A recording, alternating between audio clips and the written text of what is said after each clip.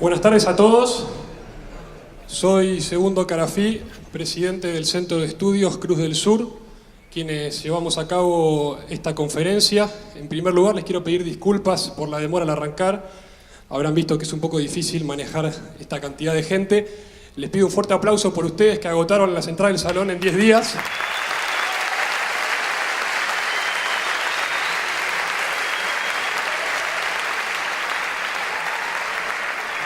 De parte del Centro de Estudios Cruz del Sur realmente les agradecemos. Les queremos agradecer también a la Fundación Libre y a la Asociación de Abogados por la Justicia y la Concordia por su apoyo incansable y por estar pendientes siempre de todo lo que necesitamos. También pido un fuerte aplauso para ellos.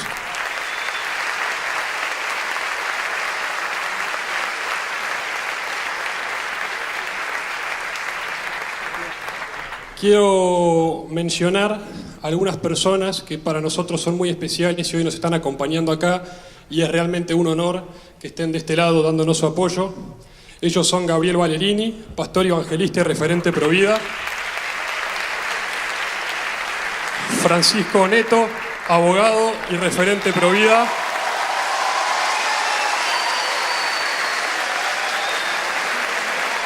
Juan Carlos de Marco, presidente del Partido Demócrata;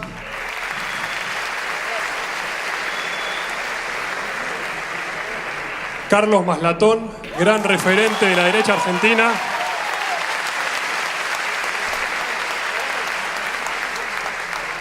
Emanuel Danan, cantante y gran referente de los jóvenes;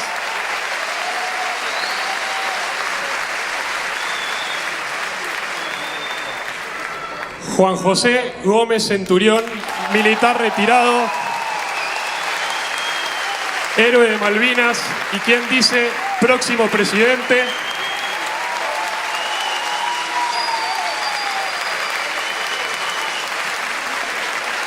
Agustín Monteverde, economista; Cecilia Pando, presidente de AFIAPA, Asociación de Familiares y Amigos de Presos Políticos en Argentina;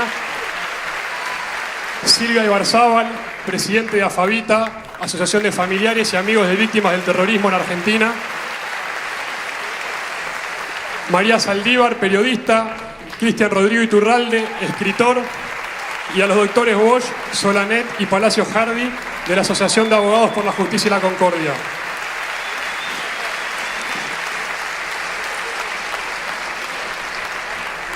Les voy a contar brevemente y en pocas palabras, así ya arrancamos, qué es lo que hacemos en Cruz del Sur. Cruz del Sur es un centro de estudios formado por jóvenes. Tenemos como objetivo formarnos para construir la Argentina del futuro, la Argentina que queremos ver y que todavía no logramos ver. Lo hacemos buscando siempre la verdad, defendiendo la justicia, pero principalmente amando nuestra patria. Para esto hacemos conferencias como esta, como la de la Feria del Libro, que muchos han venido el año pasado, talleres, debates, cursos de formación, publicaciones académicas. De hecho, aprovecho para contarles que esta semana se lanza nuestra página de internet www.cruzdelsurce.org. Ahí van a encontrar todo lo que hacemos, así que los invito también a ingresar a nuestra página cuando lleguen a sus casas. Tienen nuestras redes acá atrás para ver todo lo que hacemos. Nosotros como jóvenes creemos que somos víctimas de las generaciones anteriores que nos han dejado un país quebrado, un país estancado y un país dividido. Nos han dejado una patria lastimada y en peligro porque hoy se ponen en debate y en consideración y se cuestionan ciertos valores fundamentales e innegociables de nuestra patria. Y en ese contexto nacimos hace 2 años ya como centro de estudios buscando, como dije, formar jóvenes que puedan dar la batalla necesaria desde el ámbito de las ideas, pero formándose y basándose siempre en la verdad para construir la Argentina que soñamos.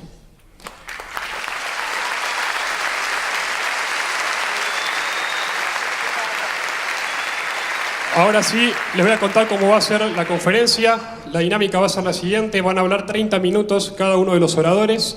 Va a empezar Javier Milei, va a seguir Agustín Laje y va a cerrar Nicolás Márquez. Ahora sí, les voy a... un segundo, perdón. Al final le voy a hacer una pregunta a cada uno de los chicos que previamente ustedes hicieron en redes sociales. Seleccionamos una y se la haremos. No se puede hacer pregunta del público en este contexto. Sepan disculpar, muchos nos habían preguntado en redes por ese tema. Así que ahora sí, les pido... perdón, última. Al finalizar la conferencia, en el patio de entrada van a estar firmando libros. Lo que sí les voy a pedir es, por favor, van a ver chicos con este pin de Cruz del Sur, son los de la organización. Cuando les pidan que ordenen las filas, respétenlos, va a haber gente que va a querer salir, se va a dar mucho barullo y por favor mantengamos las filas organizadas y todos se van con su libro firmado y con su foto. Además afuera se venden libros también. Ahora sí, Javier Milei, Agustín Laje y Nicolás Márquez.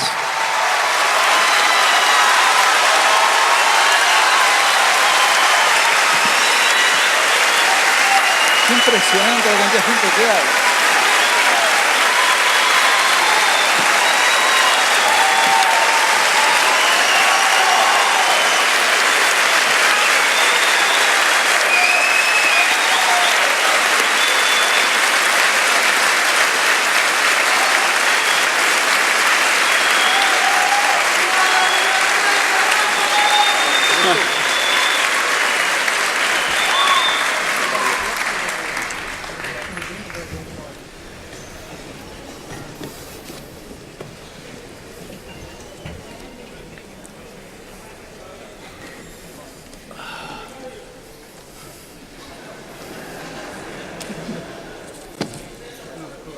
Obvio que estoy contento.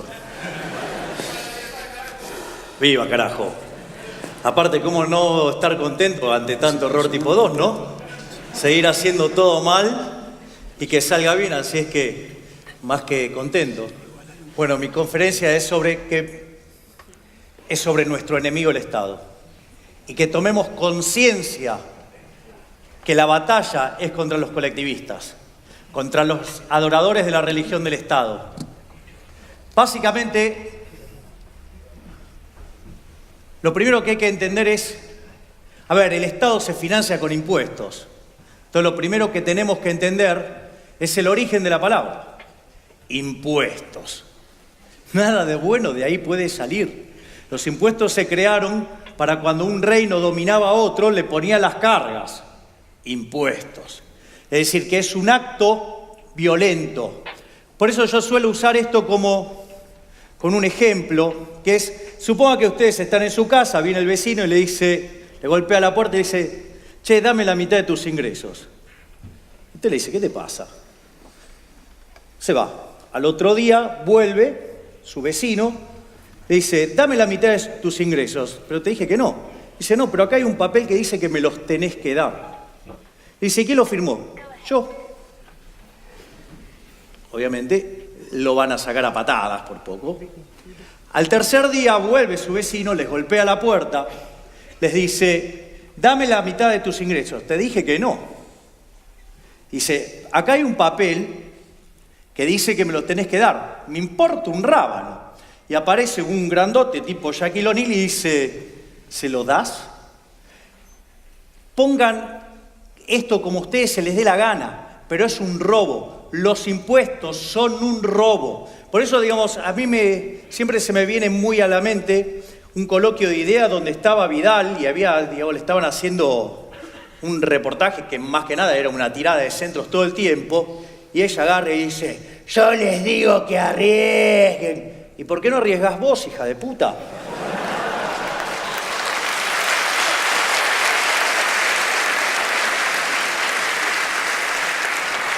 Digo, porque es fácil pedir que arriesguen los otros, los empresarios que se juegan todo el día el pellejo. Ella vive de una fuente coactiva llamada impuestos. El segundo punto que hay que entender es, hay toda una discusión de los economistas que dicen, no, bueno, porque en realidad vamos a cobrar este tipo de impuestos, el otro. Me importa un rábano. A mí lo único que me importa es cuánto me saca el Estado. Digo, el tipo de instrumento que utilicen me da lo mismo. Es decir, me importa un rábano, a mí lo que cuenta es cuánto se lleva de mi bolsillo. No hay un impuesto más eficiente, menos eficiente, nada que vaya contra la libertad, nada que vaya contra la propiedad, nada que vaya contra el propio hecho de poder disfrutar del fruto de nuestro trabajo, ¿sí? Puede ser bueno. Es decir, entonces, digamos, siempre el impuesto es malo y me importa poco si es más o menos eficiente, porque de última lo que le puede parecer más eficiente al Estado, quizás es bárbaro para mí para poder eludirlo o evadirlo. Entonces, no importa, acá lo que importa es cuánto nos saca de lo que generamos, porque el verdadero enemigo es el Estado. La verdadera división de la sociedad es entre los parásitos, ¿sí?, que viven del Estado, que viven robándole al resto, y los que nos rompemos el orto laburando para pagar la cuenta de esto.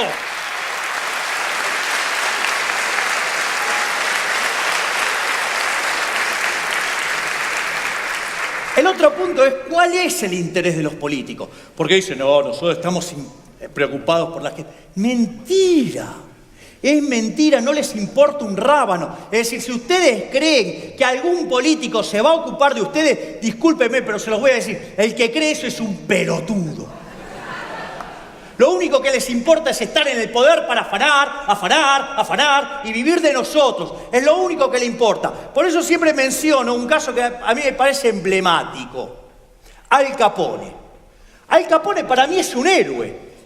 Porque vino un señor desde la poltrona y se sentó diciendo arrogantemente, no, porque tomar alcohol está mal.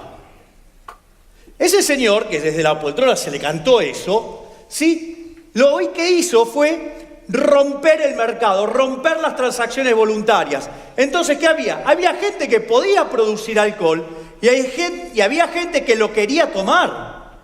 El gran Al Capone lo que hizo fue unir esas puntas.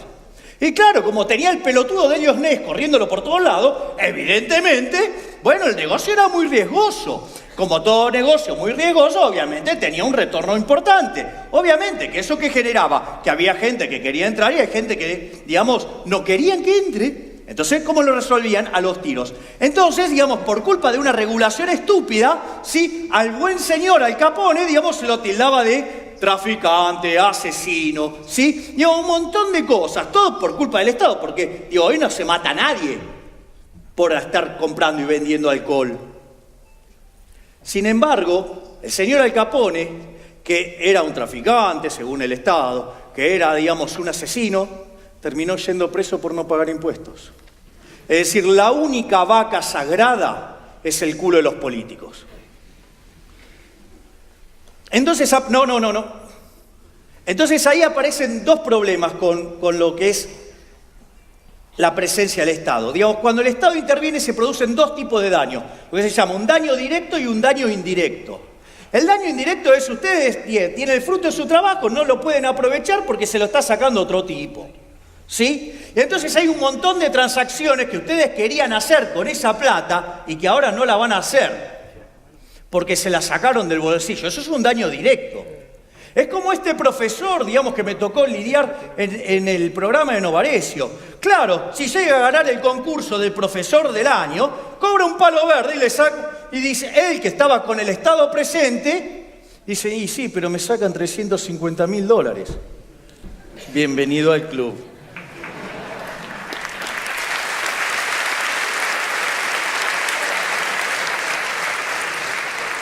Pero no solo eso. Dice, bueno, yo lo que pido es que esos $350.000 vuelvan al colegio donde él está. Como si el Estado va a hacer lo que vos querés. Justamente, pobrecito. O sea, pero aparte, digo, es muy interesante porque él, digamos, tanta caridad, digamos, y tanto rol del Estado y todo eso. Bueno, si tanto le gustaba, le quedaban todavía $650.000 para poner de él. Ah, no, pero siempre es muy fácil ser generoso con la ajena. Digamos, y el otro punto es, cuando ustedes hay esas transacciones que querían hacer y no las están haciendo, se producen también lo que se llaman daños indirectos. O sea, si yo quiero vender mi casa para comprarme otra casa y no me dejan vender mi casa, no voy a poder comprar la otra. Eso es lo que se llama el daño indirecto. Lo otro que tenemos, ¿sí? Entonces es que lo que hay que hacer es minimizar el tamaño del Estado. Y ahí básicamente tenemos tres corrientes de liberales o libertarios. Están lo que llaman los liberales clásicos, que admiten un conjunto de regulaciones al sistema, admiten la presencia, por ejemplo, de educación, digamos, financiada de algún modo coactivo, admiten sistema de salud como en algún modo coactivo, digamos, admiten la seguridad, admiten la justicia. Después están los minarquistas, donde lo único que aceptan es seguridad y justicia. Y después están los anarcocapitalistas, ¿sí?, que son los que odian al Estado.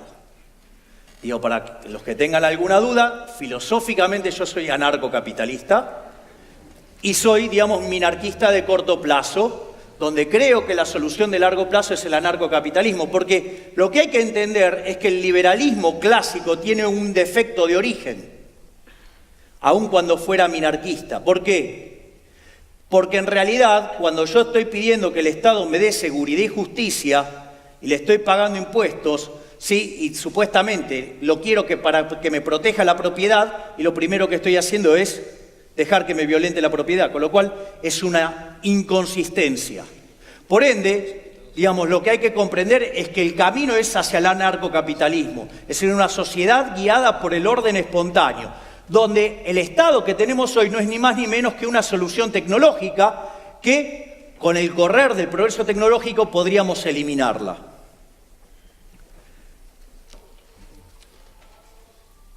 El otro tema es las formas de intervención. La forma de intervención del gobierno siempre es violenta, siempre, siempre. Hay tres tipos de violencia. Está lo que se llama la violencia autística. Bueno, esta fue la forma, por ejemplo, en la cual se implementó el régimen comunista en Rusia. Es decir, si les gustaba, bien, y si no les gustaban, los mataban. Digo, de hecho, ese régimen asesino siempre se aplicó de la misma manera. Por eso tienen en su haber 150 millones de muertos. O sea, un sistema asesino. El segundo tipo de violencia es lo que se llama la violencia binaria. Y ahí, básicamente, lo que se destaca siempre es el cobro de impuestos, que ya vimos con el ejemplo que es un acto violento, pero también, digamos, el gasto público es violencia binaria. ¿Por qué? Porque cuando el sector público cobró impuestos y decide gastar, lo que empieza a hacer es modificar los precios relativos de la economía. Entonces, cuando está modificando los precios relativos de la economía, va a estar favoreciendo a algunos y va a estar perjudicando a otros. Es decir, va a estar haciendo que a algunos les vaya bien y a otros los está mandando a la quiebra. Y lo hace discrecionalmente desde un escritorio, lo cual es profundamente violento. Y como si eso fuera poco, no solamente produce daños en la asignación de recursos de hoy, sino que además produce daños intertemporales, es decir, termina afectando el crecimiento de largo plazo. Termina haciendo que se asignen mal los recursos, terminamos estando todos peor. Es decir, que entonces no solo, digamos, que está mal, digamos, porque, digamos, me sacan la plata del bolsillo, digamos, que me la gané yo laburando y no la puedo disfrutar, sino que además, sí, cuando entra a gastar en el mercado también hace daño. Es decir, no tiene nada bueno. Y el tercer tipo de violencia es lo que se llama la violencia triangular. Ahí, por ejemplo, digamos, un caso de violencia, ¿cuál es? El control de precios. Es decir, quieren un ejemplo reciente. El ejemplo reciente es, por ejemplo, el cepo en la época del kirchnerismo. Y tiene varias cosas interesantes el cepo, ¿no? Porque ahí había gente que quería comprar y no podía, y había gente que quería vender y no podía. O si vendía, lo tenía que hacer al precio, digamos, que determinaba el Estado, o sea, con una pérdida. Fíjense que ahí está claro el daño que se producía. Pero además, el kirchnerismo no solo controlaba el precio. Como había un bruto exceso de demanda y no tenía para abastecer, digamos, en términos de pérdida de reservas, esa demanda, ¿qué hizo? Puso un control de cantidades. Entonces ustedes tenían control de precio y control de cantidades. Fíjense esto, porque ustedes lo que tenían era un bruto exceso de demanda de divisas. ¿Y eso qué hacía? Generaba un exceso de oferta en todo el resto de la economía, con lo cual, por ejemplo, en el mercado de bonos implicaba bonos bajos, o sea, precio de los bonos bajos, con lo cual la alta tasa de interés. Eso implicaba, digamos, que la demanda se retraía, con lo cual generaban exceso de oferta en el mercado de bienes, con lo cual la economía no crecía. Generaban un exceso de oferta en el mercado de trabajo, con lo cual los salarios reales tenían tendencia a la baja. Con lo cual, ¿cómo lo arreglaba el kirchnerismo? Contratando empleado público, con lo cual nos metió 1,5 millones de parásitos adentro del Estado, al cual además ahora le tenemos que pagar el sueldo, ¿sí? Con lo cual nos siguen desagrando impuestos, ¿sí? Con lo cual, digamos, como además no le daban las cuentas, lo financiaba con emisión monetaria y generaba una pelota de dinero, sí, que para que no se convirtiera en inflación, vendieron 23.000 millones de dólares a futuro. Es cierto que este es un gobierno de inútiles, pero el otro era un gobierno de hijos de puta.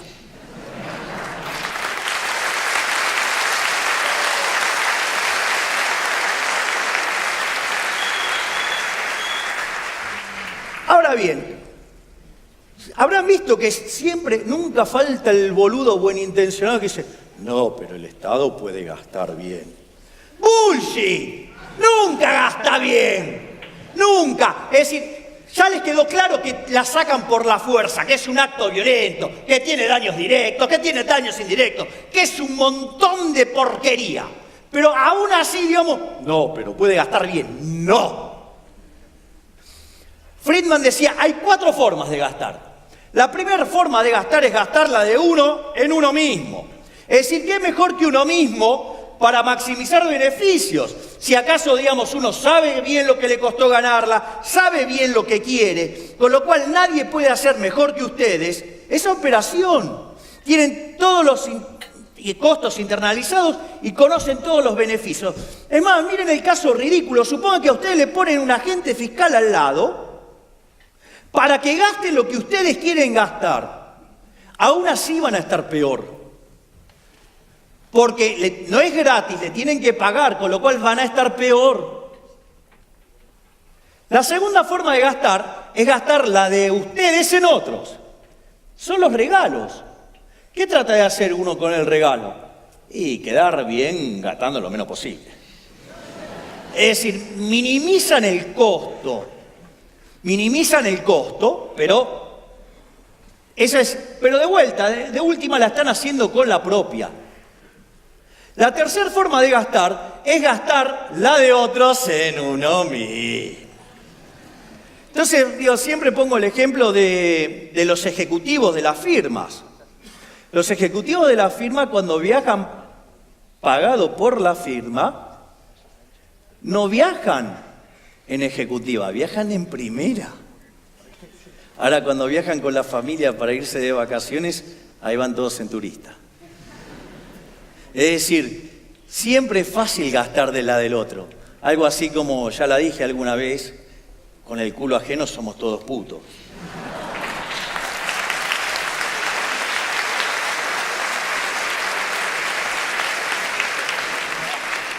Entonces, ahí surge con claridad cuál es la peor forma de gastar. No hay nada peor que gastar la plata de otros en otros. A ver, vamos a ponerlo en estos términos. Es decir, eso que mal llamamos estado del bienestar debería llamarse estado del malestar. Miren qué cosa tremenda. Hace cosa de un mes, al señor Larreta se le ocurrió hacer unos festivales en mi barrio. O sea, yo como pelotudo pagando impuestos como un idiota para que el señor pusiera unos espectáculos de mierda que a mí no me gustaban, ¿sí? Pero lo pagaba con la mía y yo además me tenía que bancar el ruido. Encima lo hizo día de trabajo, era el jueves a la noche. Yo al otro día laburo, claro, pero él lo hizo para los zurdos vagos de mierda que quiere conseguirle el voto, ¿sí? Entonces, claro, si total eso no labura nada. Viste que los socialistas quieren todo de lo tuyo, menos tu laburo.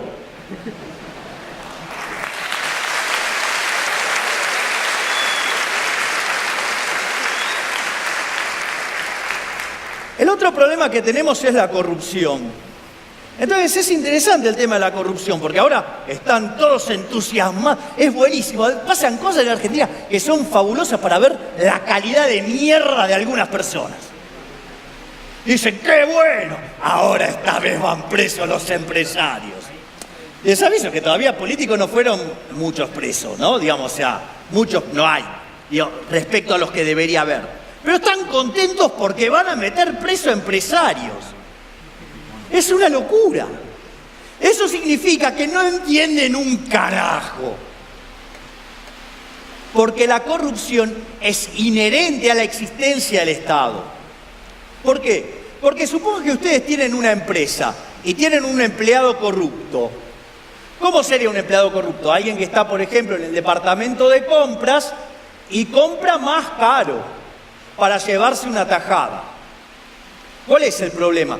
El problema es que ustedes están teniendo un mayor costo que el que correspondería. Esto significa que podría entrar otra empresa a su mercado y vender el mismo producto a un mejor precio o de mejor calidad, o las dos cosas. con lo cual ustedes irían a la quiebra. Por lo tanto, el propio proceso de mercado, si ustedes no saben cuidarse de la corrupción, van a ir a la quiebra.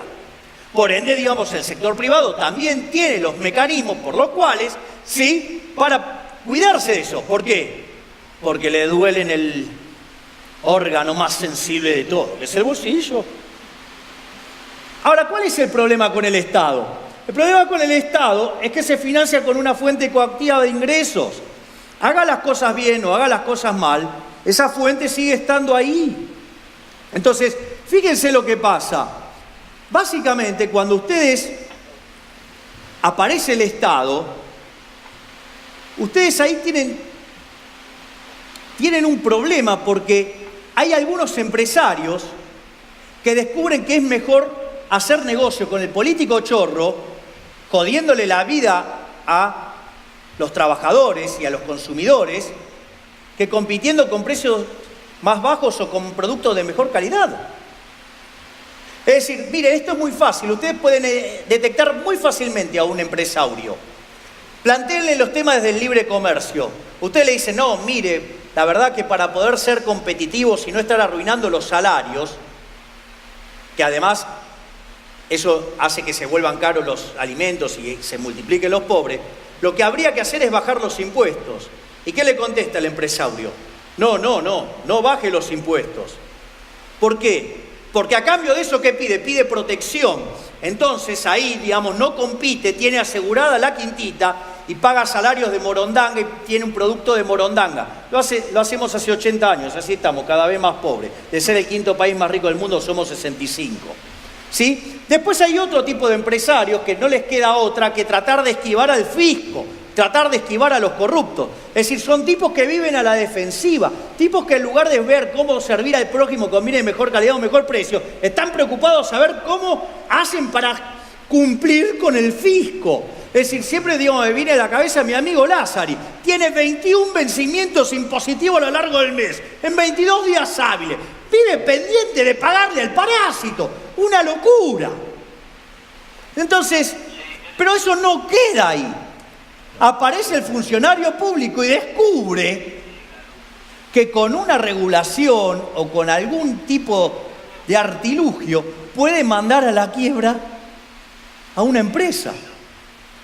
Entonces se fomenta más corrupción. En definitiva, lo que hay que entender es que la corrupción es inherente a la existencia misma del Estado.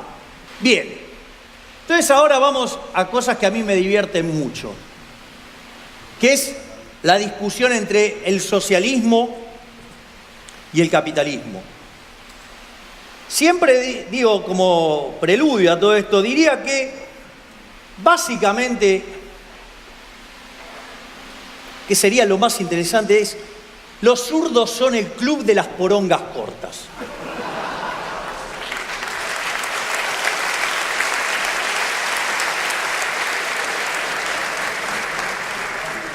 Porque el punto es, ¿quién va a clamar por el pene promedio? El que la tiene chiquita. El que la tiene grande no pide amputación. Entonces, digamos, cuando uno entiende eso, digamos, esto se va acomodando mejor en la cabeza, donde básicamente el gran problema que tiene el socialismo es parte de una teoría del valor errada, que es la teoría del valor trabajo.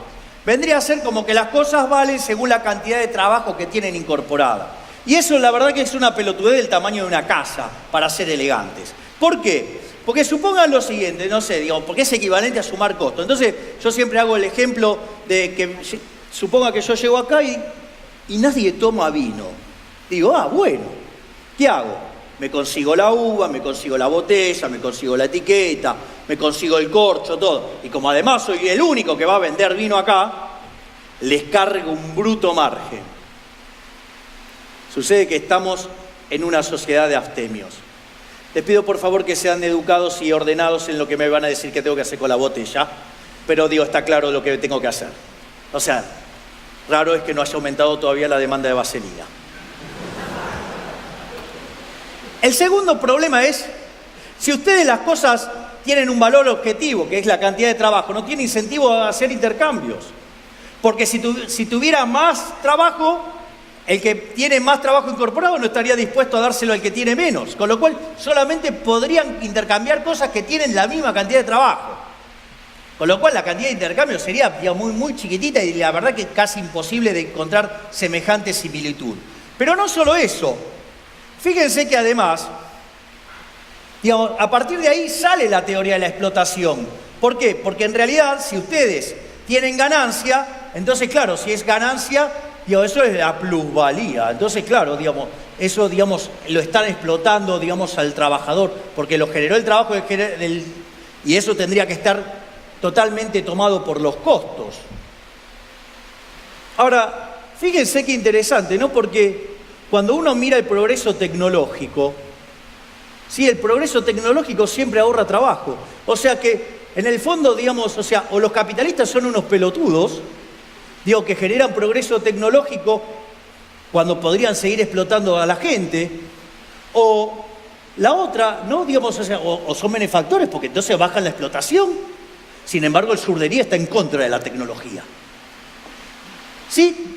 Entonces, otra cosa que uno ve, por ejemplo, es el tema de la igualación de las ganancias. Y eso tampoco tiene sentido. Porque para eso entonces tendrían que tener todos los bienes la misma cantidad de trabajo. Y si hay algo que se conoce es que existe, digamos, distintas posibilidades tecnológicas aún para producir el mismo bien.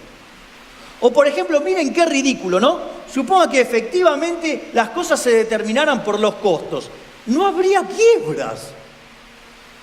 Es decir, con lo cual, el primer gran problema que tiene el socialismo es que parte de una teoría del valor que es una estupidez. Y eso, digamos, ya había sido revertido en parte por Menger en un trabajo de 1871 que se llama Ley de Imputación de Menger, después se llamó, que quiere decir que son los precios los que determinan los costos y no los costos los que determinan los precios. Entonces, cuando ustedes empiezan a entender eso, empiezan a funcionar, entender cómo funciona el mundo. Obviamente que el remate final, digamos, a Marx se lo dio von Bauer. Y una vez esto se lo plantea un zurdo, me dijo, no, el problema es que como von Bauer cuando lo leyó a Marx no lo entendió. En realidad, el que no lo entendió a Marx fuiste vos, porque si alguien entendió el capital, no sería comunista, sería capitalista.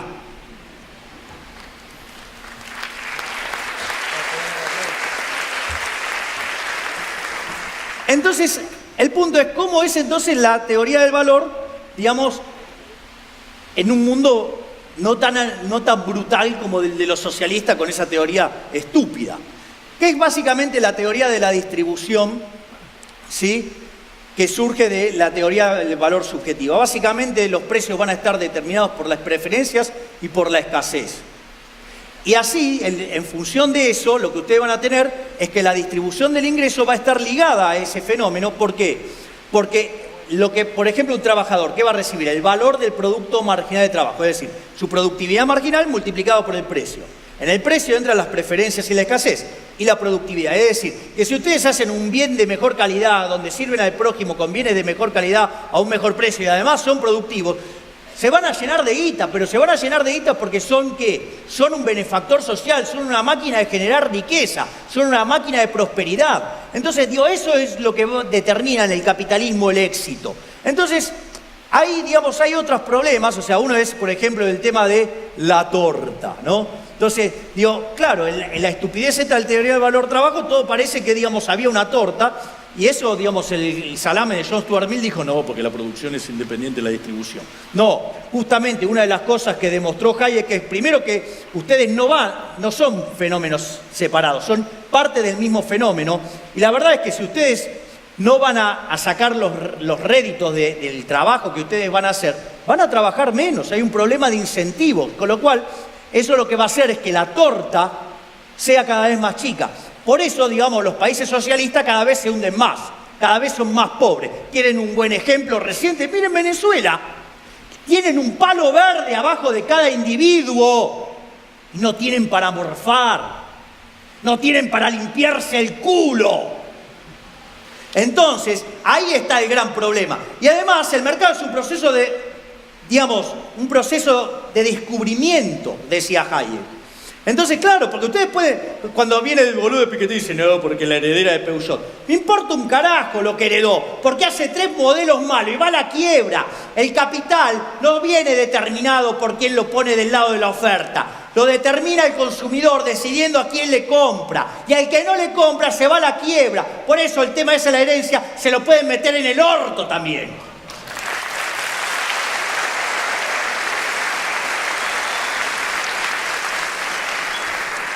Y después vienen con el tema de los impuestos progresivos.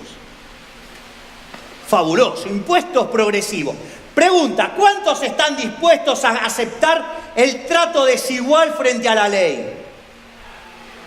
Exacto, hay que ser un hijo de puta para eso.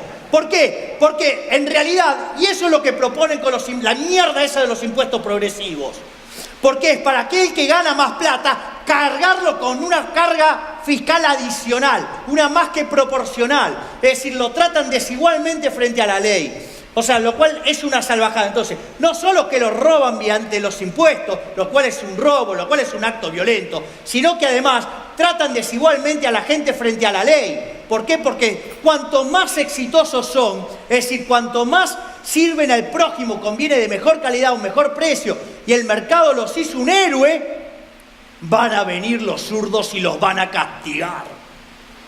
Es decir, es el mundo del revés. Por eso nunca funciona esa mierda del socialismo. Claramente que no va a funcionar, no funciona nunca. Entonces, no solo eso, sino que además, como si todo esto fuera poco, castiga el proceso de acumulación de capital. Y si ustedes invierten menos y hay menos capital, sí, la productividad va a ser menor y los salarios van a ser más bajos y van a tener una economía mucho más miserable. Entonces, ¿qué es lo que pasa? Digamos, veo que nos habíamos cambiado el gozo. Yo, digamos, voy a hacer dos ejemplos para ver por lo importante que es además el tema de los intercambios voluntarios. Siempre cuento el caso de una sociedad que les encanta el fútbol. Y hay un peticito así que la gasta. Se llama Messi.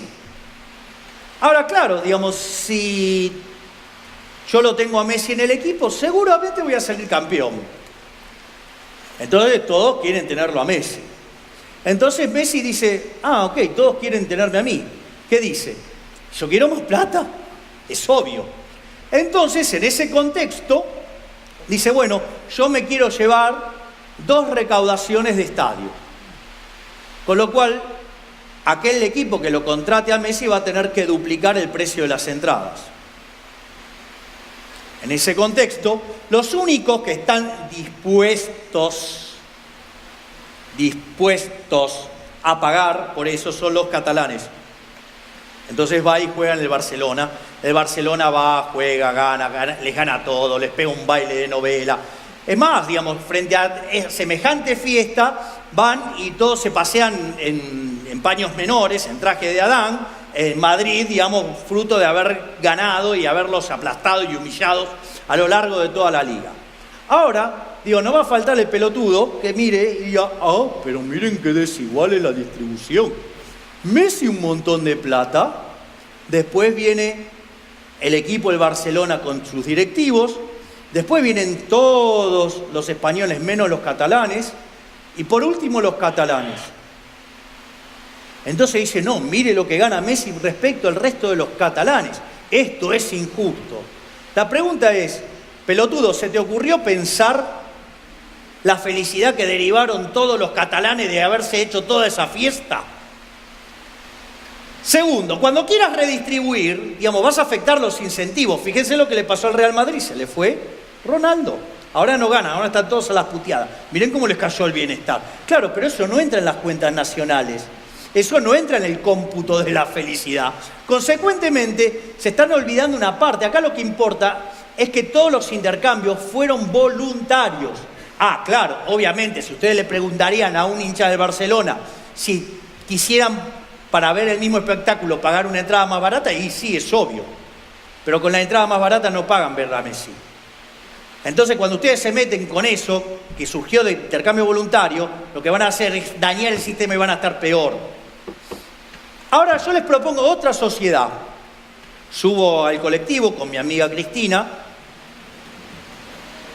y ella se sienta obviamente a mi izquierda.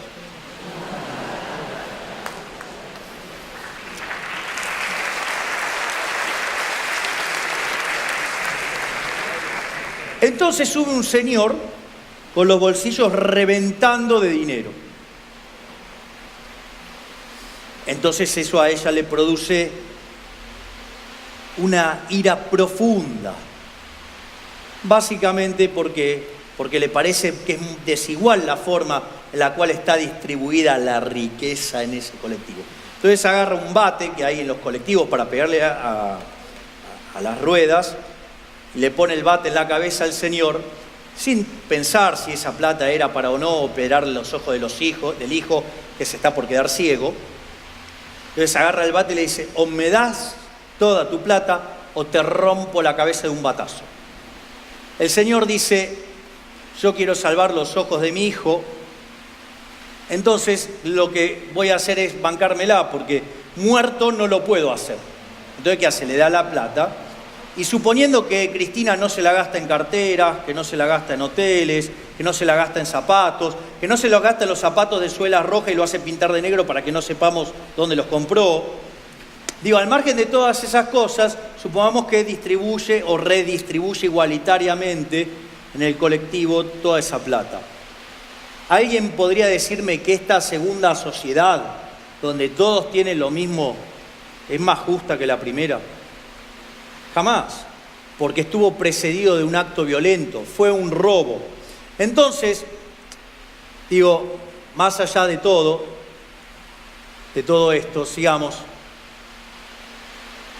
Lo que tenemos es los resultados. Seguí, porque digamos, básicamente aquellas economías que son más libres crecen más que el doble que las reprimidas.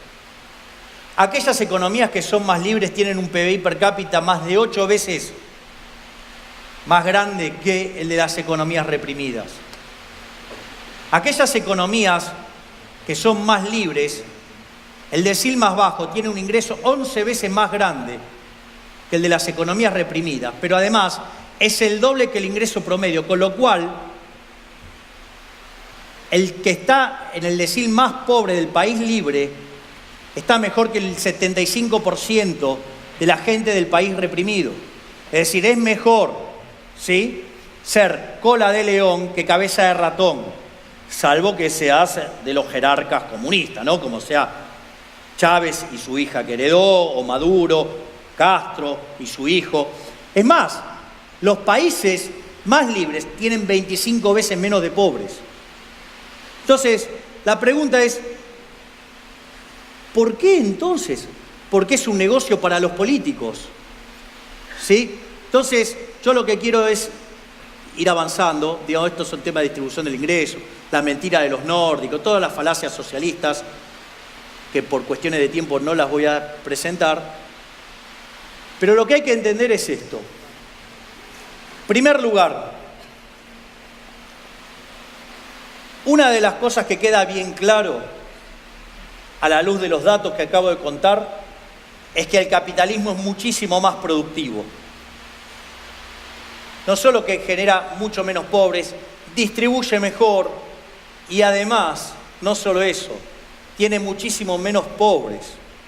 De hecho, los pobres de los países libres están muchísimo mejor que el 75-80% de los ciudadanos de los países reprimidos. Es decir, con el tema de la productividad no hay con qué darle. El muro se cayó y aplastó a los zurdos. Y no se enteraron. El segundo punto es, además, que fue lo que vinimos discutiendo a lo largo de toda la presentación, es el único sistema del capitalismo que es justo, es el único que moralmente es justo. Porque, ¿cuáles son los valores del capitalismo? El respeto irrestricto del proyecto de vida del prójimo, la propiedad privada, ¿sí?, la competencia, la no intervención violenta del Estado, la cooperación social, la división del trabajo, el premio al ahorro, el premio al esfuerzo, ¿sí? Y eso se deriva en ¿qué? Que ustedes van a ser exitosos en la medida que sirvan al prójimo con bienes de caridad a un mejor precio, es decir, que van a ser benefactores sociales. Y frente a estos valores están los valores de los zurdos, que son la envidia, el odio, el resentimiento, el trato desigual frente a la ley, el robo y el asesinato, porque se cargaron más de 150 millones de seres humanos con esa mierda del comunismo, que fue cuando se aplicó a pura esencia, porque me tienen las pelotas por el piso cuando dicen, no, Venezuela no es socialismo. Cada vez que aparece un caso donde fracasan, no, esto no es socialismo. No, claro. Bueno, digo, a ver, Cuba, comparemos Cuba contra lo que son, no sé, Panamá, digamos, o Puerto Rico. Comparemos lo que era Austria contra Hungría, lo que era la Alemania occidental contra la Alemania comunista, lo que había en Hong Kong comparado a la vieja China, ¿sí? Muchachos, está claro. Es decir, entonces, no solo que el sistema es más productivo, sino que además, ¿sí?, es moralmente superior. Y como si todo esto fuera poco, somos superiores estéticamente.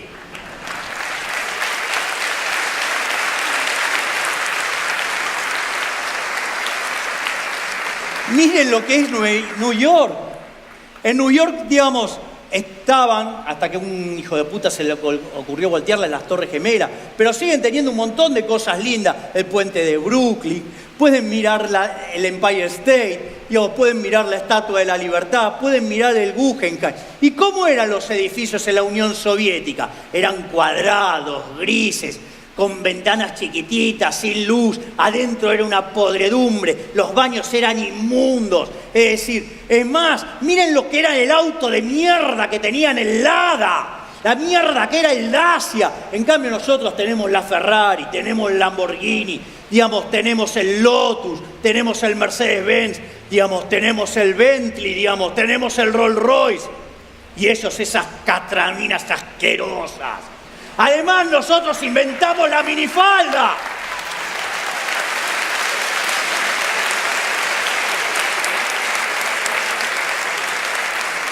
Por lo tanto, no solo somos superiores en lo productivo, somos también superiores en lo moral, somos superiores en lo estético.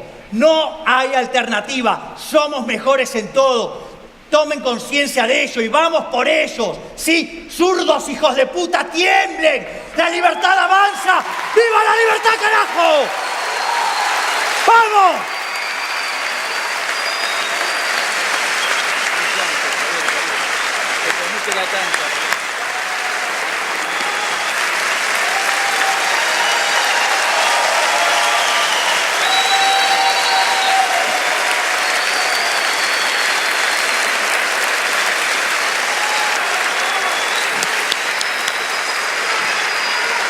¡Viva!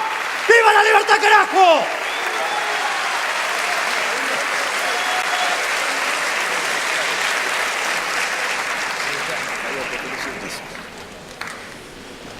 Bueno, muy buenas noches a todos. Gracias por venir. Gracias.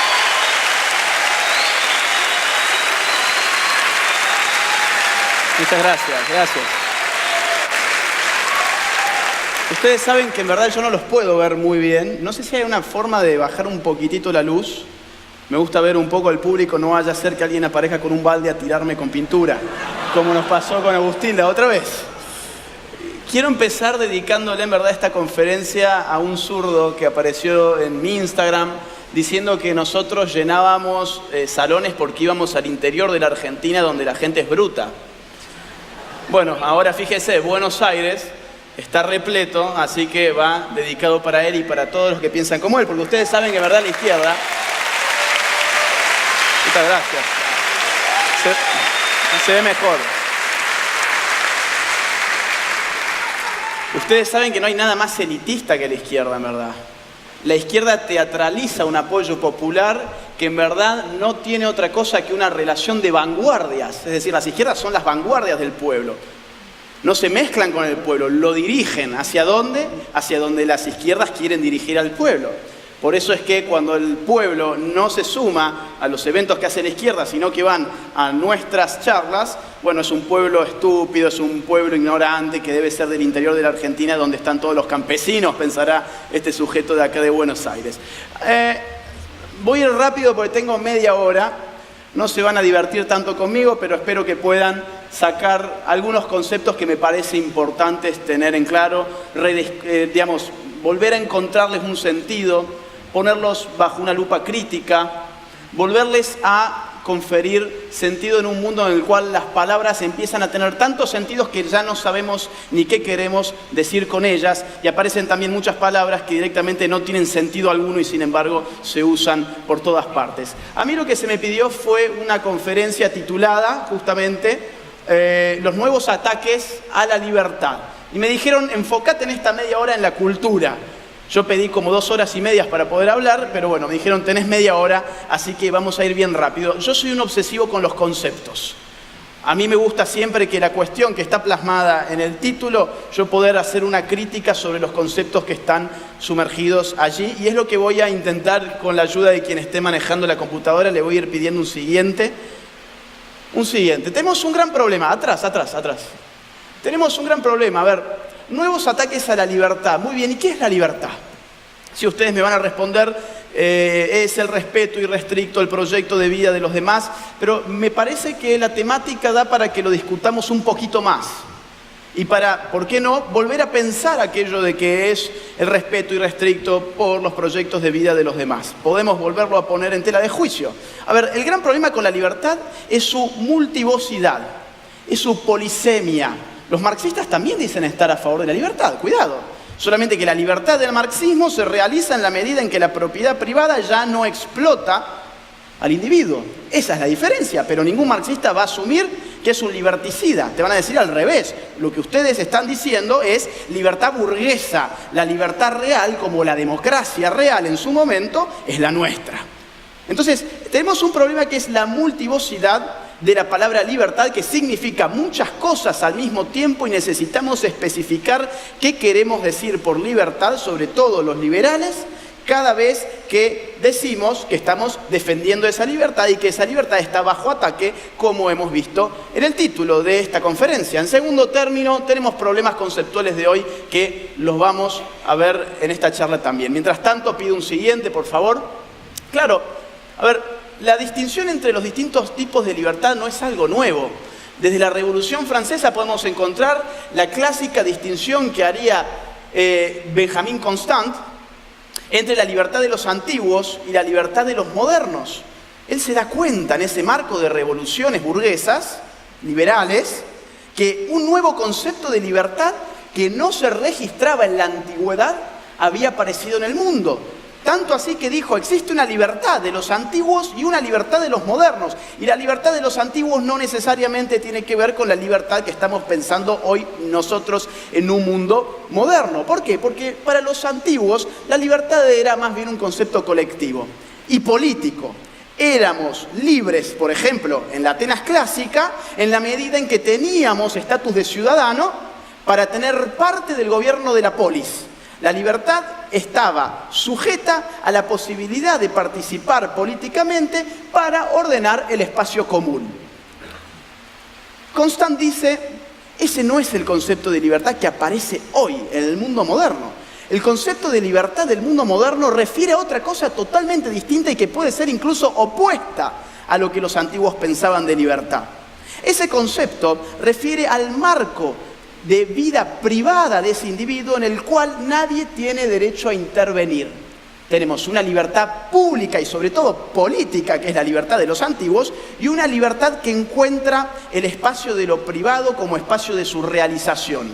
La casa, el hogar, el espacio de uno, donde no tenés al Estado regulándote, sino que vos en tu casa haces, digamos, lo que se te canta. Andás en calzoncillos, andás con la ropa que tengas ganas, te cocinás lo que quieras, y ese es tu gobierno. Tu casa, el oikos, es tu gobierno. Constant encuentra esto, y ese pasa a ser el fundamento, yo creo, de la libertad liberal.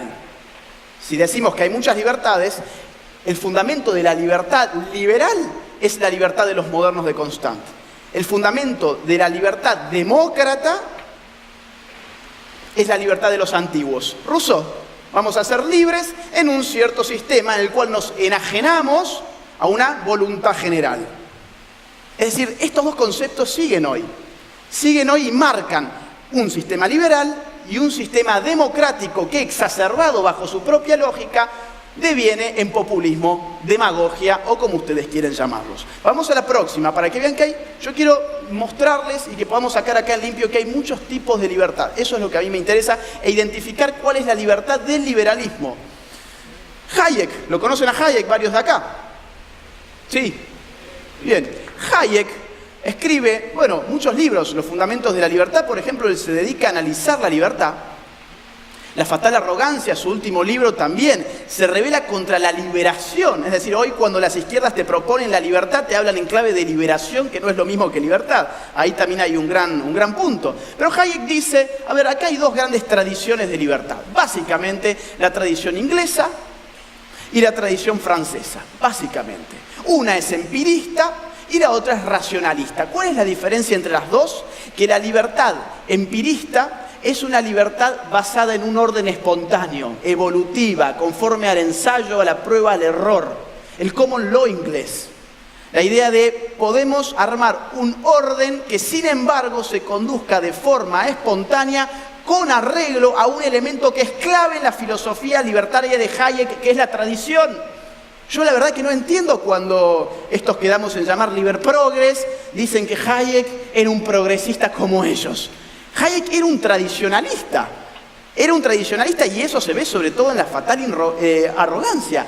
Hayek termina diciendo precisamente que de la tradición depende la civilización occidental en la medida en que a partir de la tradición pudimos aprender todas aquellas cosas que la razón no puede captar. Es un antirracionalista, es un tradicionalista.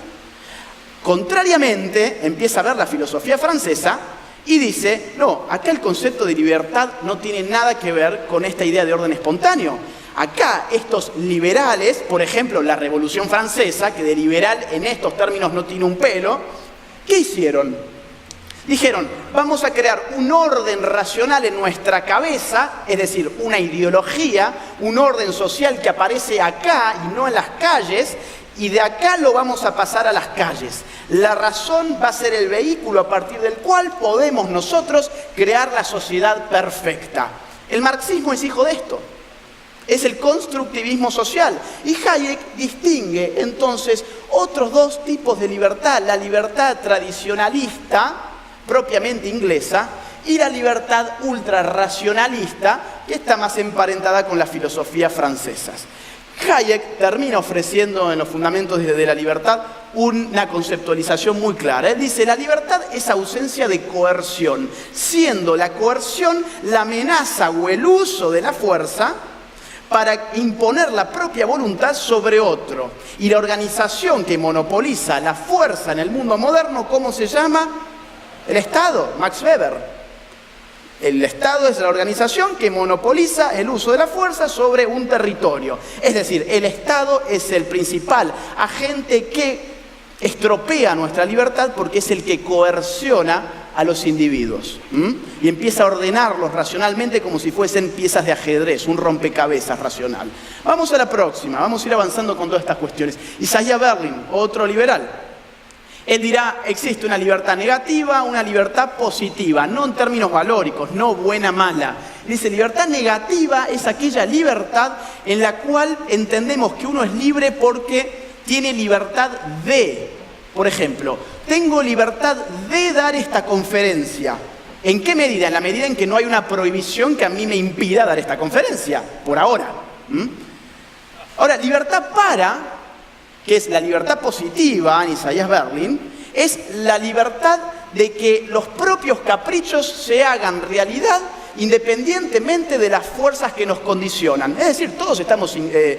yo no soy menos libre porque tirándome desde un rascacielos no salga volando como una paloma. Es decir, hay fuerzas sobre mí que no me permiten hacer lo que yo quiero, pero la libertad positiva es una libertad para hacer algo. Por ejemplo, yo diría, yo quiero ser libre para dar mi conferencia, así que ustedes tienen que financiarme el micrófono, financiarme el auditorio, la publicidad, esto, aquello, el agua, la silla, y ustedes tienen que hacerlo porque yo tengo que ser libre de dar mi conferencia. Esta es la libertad típicamente socialista. La libertad típicamente socialista es la libertad positiva. La libertad típicamente socialista es la libertad racionalista. Y se emparenta muy bien con la libertad también de los antiguos. Esto es muy importante tenerlo en cuenta. Es aburrido, puede ser aburrido. ¿Por qué no? Pero tenemos que entender de qué hablamos cuando estamos hablando de libertad para que no nos vendan buzones. Porque hoy a muchos liberales se les está vendiendo una revolución cultural disfrazada de libertad y se la están comiendo. ¿Por qué? Porque no conocen estas distinciones. Vamos a la próxima. Tenemos un problema conceptual actual a mi juicio. Yo le tengo un enorme respeto intelectual, para mí es el más brillante liberal que tiene hoy América Latina, Alberto Venegas Lynch. Él ha dado una definición que se repite mucho y está muy bien, que dice así: el liberalismo es el respeto irrestricto al proyecto de vida de los demás. Ahora, yo encuentro que esa definición cae dentro de un campo moral. Es decir, queremos hablar de lo bueno y de lo malo, y entonces estamos refiriéndonos a que nosotros somos tipos que respetamos al margen de cualquier otra consideración al otro. El liberal pasa a ser un temperamento. Ser liberal es un temperamento, es el de respetar el proyecto de vida ajeno. Yo creo que en este momento podemos complementar lo que Venegas Lynch dice con una definición de tipo político. Sobre todo porque yo no encuentro ninguna obligación real en tener que respetar todo lo que se me pone al frente. Es decir, respeto irrestricto significa sin restricciones. Tengo que respetar sin restricciones todo lo que se me pone al frente, sea lo que sea. Y eso cae, insisto, dentro de un campo moral y nosotros tenemos que pasar un campo político. A ver, vamos a ir a la próxima, por favor. Es decir, estoy obligado a respetar a Diego Maradona, por ejemplo. Evidentemente, bueno, yo no quiero estar obligado a respetar a un tipo, a un comunista, a un cerdo como Diego Maradona. Yo tengo que estar obligado a respetar a un tipo como Florencia de la B. Digamos, no. A un mercenario como Jorge Rial.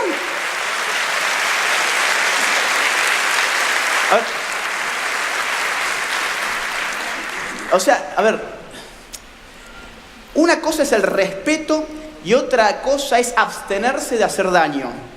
La tolerancia. Yo diría, a mí el liberalismo me obliga a no interferir en los proyectos de vida de los demás. No respetarlos. Yo realmente a esta gente no le tengo ningún respeto, me genera un rechazo absoluto. Y no por eso yo me considero menos liberal, digamos.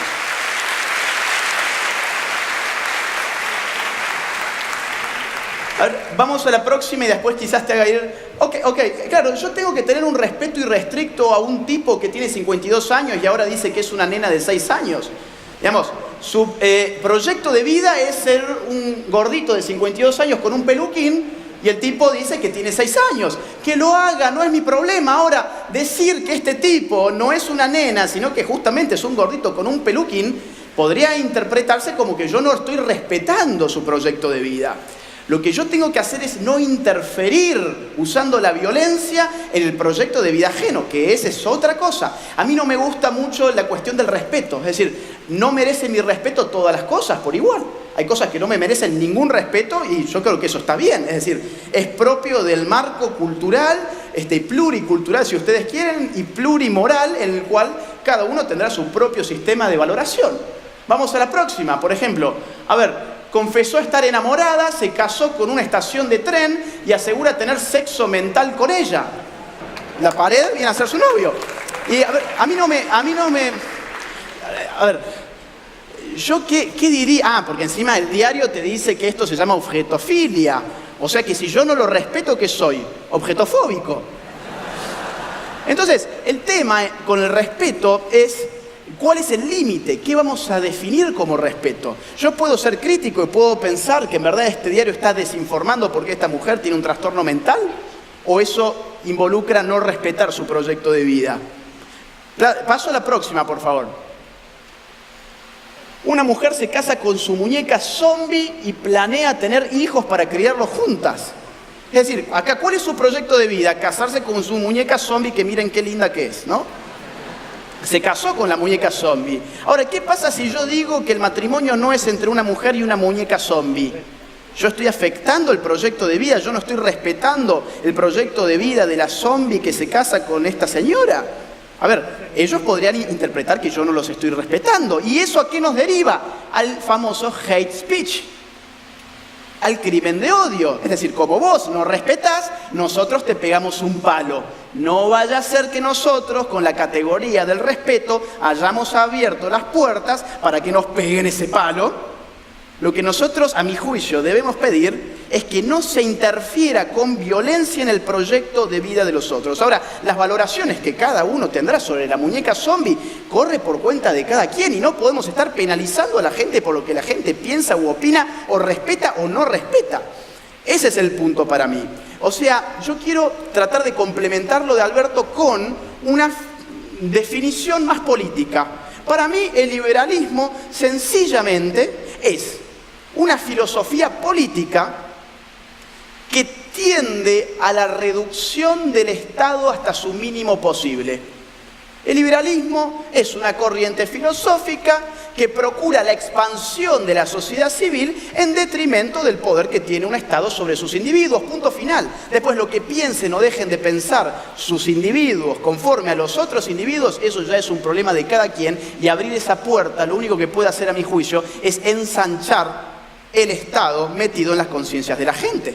Vamos a la próxima. Aquí hay un problema. Estamos viviendo una revolución cultural que se está valiendo de todos estos conceptos. Por eso digo, a ver, esto es un ejercicio conceptual. Estoy tratando de hacer un ejercicio conceptual para acomodar conceptos y por lo tanto acomodar ideas. La cultura es poder. La cultura no es el cuadrito que uno ve, no sé, de Mickey Mouse.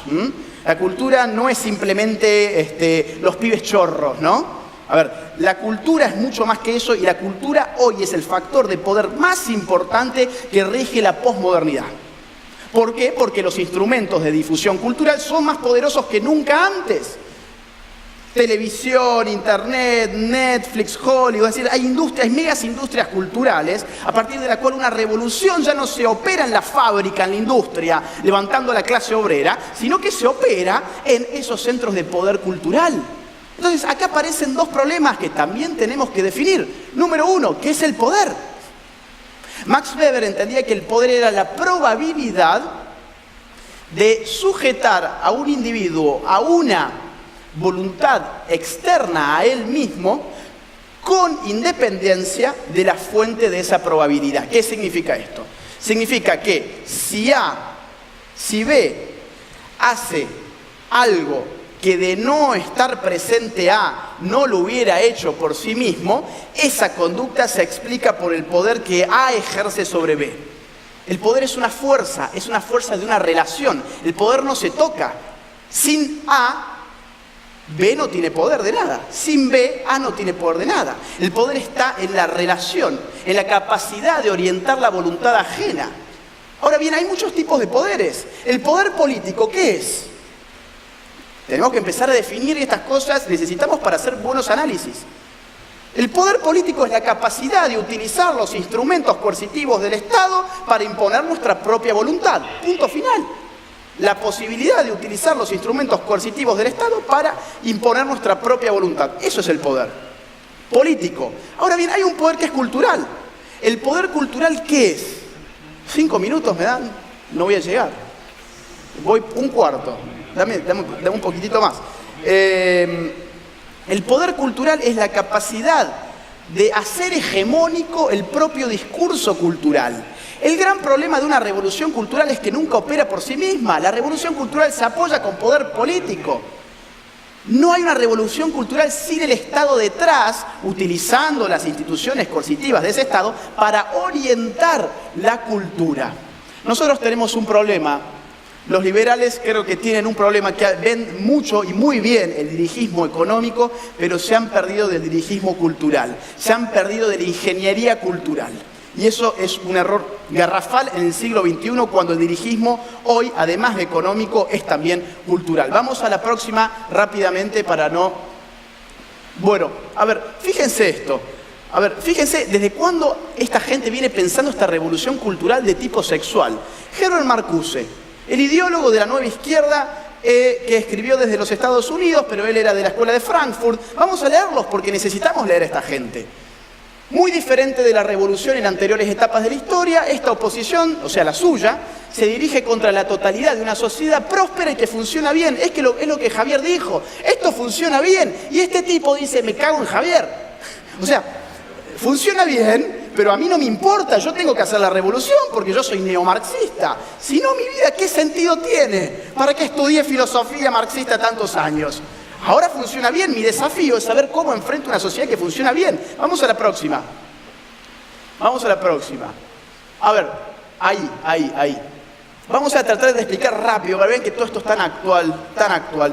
Este libro es del año 1955, Eros y Civilización, hoy explica todo lo que estamos viviendo con el progresismo. Les voy a contar rápidamente cuál es la tesis, rápido. A ver, y antes le leo otra frase. Él dice, la noción de un orden instintivo no represivo debe ser probada primero en el más desordenado de todos los instintos, la sexualidad. Es decir, nuestra revolución cultural tiene que estar ubicada en el plano de lo sexual. ¿Por qué? Porque él se va a Estados Unidos a vivir en el año 1934. ¿Y qué ve? Abundancia, capitalismo, clase obrera que no tiene interés de hacer revoluciones, no hay sindicalismo, no hay nada de nada, no hay partidos comunistas reales. ¿Y qué dice el tipo? Dice, bueno, a ver, ¿cómo hacemos con una situación de abundancia? Dice, si la escasez, a ver si me siguen, esto es como una ecuación, si la escasez implica el trabajo porque trabajamos porque tenemos escasez, la escasez nos lleva a darnos cuenta del principio de realidad. Esto es freudiano, no me puedo meter en ese tema ahora porque no tengo tiempo. Seguidamente, si el capitalismo genera abundancia, y él lo admite, el capitalismo genera abundancia, sin embargo tiene una mala distribución que vuelve a generar la necesidad de trabajar. Es decir, el capitalismo podría superar la necesidad del trabajo, pero como distribuye mal, nos somete todavía a la explotación laboral. Su tesis y su proyecto es el siguiente, y fíjense qué actual que es esto. Si la distribución que nos ofrece el socialismo la mezclamos con la abundancia del capitalismo y la apoyamos con los procesos de autonomización y automatización laboral, vamos a tener menos trabajo para hacer. Nos van a dar más cosas que nosotros no hemos producido, las máquinas van a hacer alguna cosa más por nosotros. ¿Y qué va a pasar? Vamos a desublimar energías. Esto es freudiano. ¿Qué significa? Aquellas energías que corríamos del plano sexual para aplicarlas en el mundo laboral, van a volver a nuestra sexualidad. Vamos a hipersexualizarnos por la nueva dinámica del sistema económico. Pero hay un problema, el socialismo no funciona bajo la realidad actual porque dice, no me está dando abundancia, no se sostiene, él es realista, no se sostiene el socialismo, no va a haber abundancia, entonces esto puede durar meses, nada más que eso. ¿Qué tenemos que hacer? Un hombre nuevo.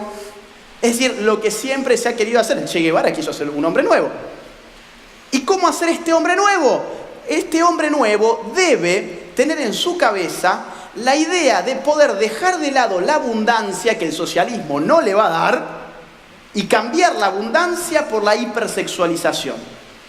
Ese hombre nuevo debe ser probado a través de una lucha cultural en el terreno de la sexualidad y que le cree un nuevo orden instintivo. Ingeniería cultural es lo que estamos viviendo hoy. Por eso son todos marxistas, todos izquierdistas. No vienen a ser liberales, la libertad sexual. Minga, lo están utilizando como estrategia política y esto está escrito. Quien lo quiera leer, que lo lea. Quien quiera seguir pensando que es una conspiración, que no lea y sea un ignorante toda su vida. Vamos a la próxima. Fíjense, tan escrito estaba que Wilhelm Reich, también de la Escuela de Frankfurt, escribía lo siguiente en la década del 50. Será imposible dominar el proceso cultural actual si no se comprende que el núcleo de la estructura psicológica es la estructura sexual y que el proceso cultural está esencialmente condicionado por las necesidades sexuales. Quieren cambiar la cultura, cambian la sexualidad. Eso está diciendo un filósofo de la Escuela de Frankfurt. Vamos a la próxima. Ahora, fíjense, a mí, digamos, yo siempre veo muchos libertarios que dicen, no, Rothbard y son progresistas y ellos quieren defenderse a través de Rothbard. Rothbard era un reaccionario. Rothbard no era progresista, lo fue por asuntos políticos, tratando de articular a una nueva izquierda con un libertarianismo que le salió el tiro por la culata y terminó en otra cosa. Pero fíjense qué dice, por ejemplo, Rothbard en la década del 70. Es increíble que estas cosas no se sepan. Dice, una vez más, el lavado de cerebro de la cultura dominante, en este caso heterosexual, ha supuestamente oprimido a una minoría homosexual y ha bloqueado la uniformidad y la igualdad inherentes a la bisexualidad. Sin ella, cada individuo podría alcanzar su más plena humanidad en esa polimorfa perversidad que estancara los corazones de filósofos sociales de la nueva izquierda como Herbert Marcuse. Ya lo estaba reconociendo y lo estaba enfrentando, y acá resulta que los libertarios rothbardianos no tienen la más pálida idea de estas cosas. Vamos a la próxima, por favor. Vamos a la próxima. Digo, atrás.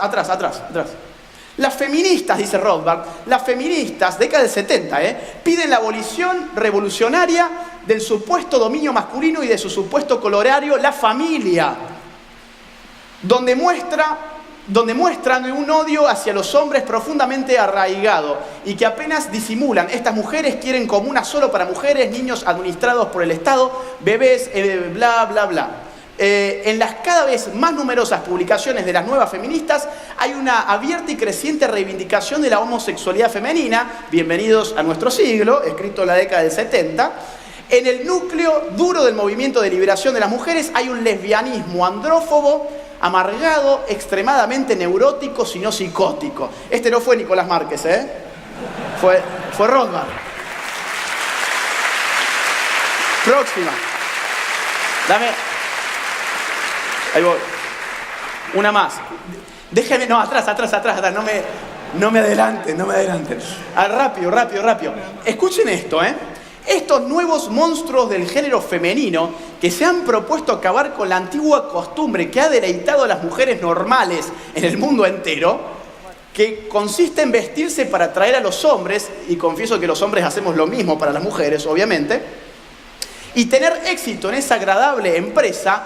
Menudo mundo triste y aburrido nos quieren imponer estas furias. Un mundo en el que todas las chicas tienen pintas de luchador desalineado, donde la belleza y el atractivo han sido reemplazados por la fealdad y el unisexismo, donde la deliciosa feminidad ha sido abolida en nombre de un feminismo chillón, agresivo y masculino. Sí, dejémoslas que creen su república democrática popular de mujeres amazonas castradoras de karate, y mal que se les pese. La infección de su enferma actitud e ideología se vería entonces aislada y apartada del resto del más amplio cuerpo social, y los demás los podríamos entonces dedicar a la buena y vieja heterosexualidad y seguir con nuestras cosas sin ser importunados. Esto es Rothbard. ¿De dónde me dicen que Rothbard es progresista?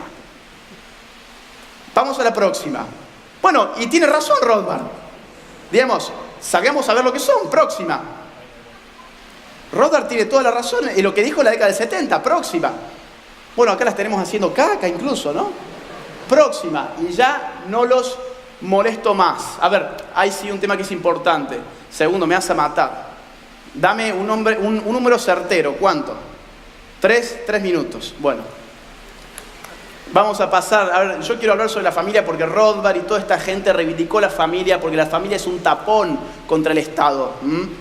A ver, deja al individuo sin familia y la familia cumple una serie de funciones. ¿Que a dónde te pensás que van a ir esas funciones? Afectiva, económica, psicológica, educativa, socializadora. ¿O te pensás que esas funciones se evaporan en el aire reventando la familia? No, se redirigen. ¿Hacia dónde? Hacia el Estado. Y tenés un Estado que de forma inmediata afecta al individuo. ¿Por qué? Porque le hiciste trizas la familia, que tenía funciones que son propias de la sociedad civil. Como liberales no se puede estar en contra de la familia, es autodestruirse. Y esto no significa, este es conservador porque defiende la familia. Los cuerpos intermedios son imprescindibles si lo que queremos es que el Estado no avance sobre el individuo. Una sociedad civil debilitada es una sociedad que tiene átomos sociales.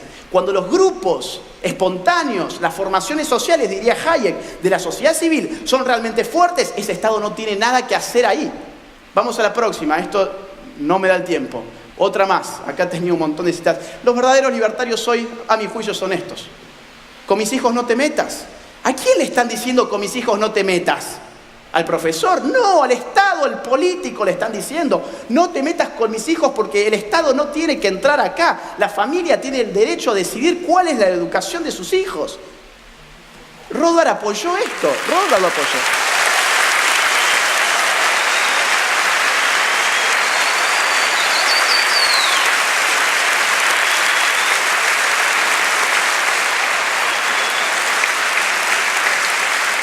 Una más.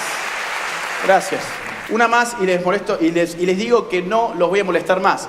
Hazte oír, le han prohibido. A ver, fíjense cómo esto termina generando más prohibiciones. La ideología de género y el avance del progresismo en todos los ámbitos termina agarrándose del Estado porque esta revolución cultural tiene al Estado como agente. En España no pueden hacer circular un autobús que dice los niños tienen pene, las niñas tienen vagina, que no te engañen. Un juez sale y dice esto es crimen de odio. ¿Por qué? Porque tenemos que respetar a los niños con vagina y a las niñas con pene. Por eso digo, hay que redefinir las cuestiones. Vamos a la próxima, por favor. Le quitaron la utilidad pública por ese autobús. Vamos a la próxima. Vamos a la próxima. Ahora sacaron este otro, que no sé si lo vieron, Stop Feminazis, y la cara de Hitler ahí con unos símbolos feministas. ¿Qué hicieron? En Valencia un juez salió y le prohibió la circulación, diciendo que esto también era un crimen de odio. Vamos a la próxima. Y yo no veo liberales hablando de esto. Esto es de acá de Argentina, la presidencia de la nación. Familia, modelo para desarmar. ¿Ustedes se piensan que las familias se desarman solitas? Hay un Estado atrás que está impulsando todas estas cuestiones porque le conviene familias débiles, porque eso amplifica su poder. Y el Estado, hay una ley de hierro que el poder siempre se amplifica en el Estado. El Estado siempre necesita más poder. Vamos a la próxima. Ya te juro que termino. Fíjense, educación sexual en Costa Rica, les enseñan esto. Habría un nivel mesosocial en donde estarían los factores que fomentan la violencia, como la segregación urbana, el microtráfico de drogas y un factor de tipo cultural, la masculinidad. La masculinidad ahora para los niños en Costa Rica es lo que explica la violencia. Entonces, niño, deja de ser niño porque vos sos el problema. Eso es lo que están enseñando desde el Estado. Próxima. Atrás. Esto es Córdoba. A ver, salieron con Mis hijos no te metas, se le pagó una empresa privada de autobuses, de colectivos, ¿y qué pasó? Vamos a la próxima. El Estado le prohibió esa publicación. En un acuerdo libre, voluntario entre privados, el Estado dijo, no, con Mis hijos no te metas, no, porque yo sí me quiero meter con tus hijos. Próxima. Bueno, el reclamo Inadi, que Florencia de la B llevó a juicio a un locutor cordobés que dijo que no se merecía el premio de actriz del año porque el premio de actriz era para una mujer y ahora tiene que pagar en la justicia. Próxima. Con la Nata pasó lo mismo. Próxima. Babi Echecopar. Ustedes saben que el tipo ahora tiene que meter a feministas por la fuerza, por orden judicial, a que hablen en su programa libre y tiene prohibido refutar antes, durante y después de la intervención de las feministas. A ver, la ideología de género no se sostiene si no es por estatismo. Última. En Canadá directamente, que allá es donde peor están, se aprobó una ley que castiga severamente a quienes usen pronombres de género equivocados. Esto es lo que pasó con Jordan Peterson, justamente. Lo que pasó fue, el Estado te dice, te voy a dar 6 meses de cárcel si vos le decís él a un hombre que se autopercibe como una mujer. Es decir, te obligo a que vos seas partícipe de su fantasía personal. Si no, 6 meses de cárcel. No hay ideología de género sin estatismo. Vamos, 2 más. Bueno, hay otra más. Ahí. En Suecia directamente el partido de izquierda propuso una ley para obligar a los hombres a orinar de sentados. El Estado metiéndose en cómo haces pis. Vamos a la próxima. Y ya está, las conclusiones. Las conclusiones muy rápidamente, porque no tengo más tiempo, perdón, un segundo. Son las siguientes. A ver, la cultura importa mucho más hoy que antes por la situación del mundo postmoderno en el que estamos viviendo. La cultura es poder. Quien maneje la cultura tiene el poder. Y el poder de la cultura se da la mano con el poder de la política. Y terminan impulsando, punto número 3, una revolución cultural que en este caso es de tipo sexual. Es una revolución que agarra al Estado como agente de su revolución. Una revolución de arriba hacia abajo. Si la libertad es la ausencia de coerción, es reducir al mínimo posible el Estado, y si los liberales defendemos realmente ese tipo de libertad, entonces ningún liberal puede estar apoyando las revoluciones actuales del progresismo y puntualmente hablando la de la ideología de género. Porque o no sabe lo que es ese progresismo y esa ideología de género, o peor todavía, no sabe qué es el liberalismo. Muchas gracias. Gracias. Gracias, viejo.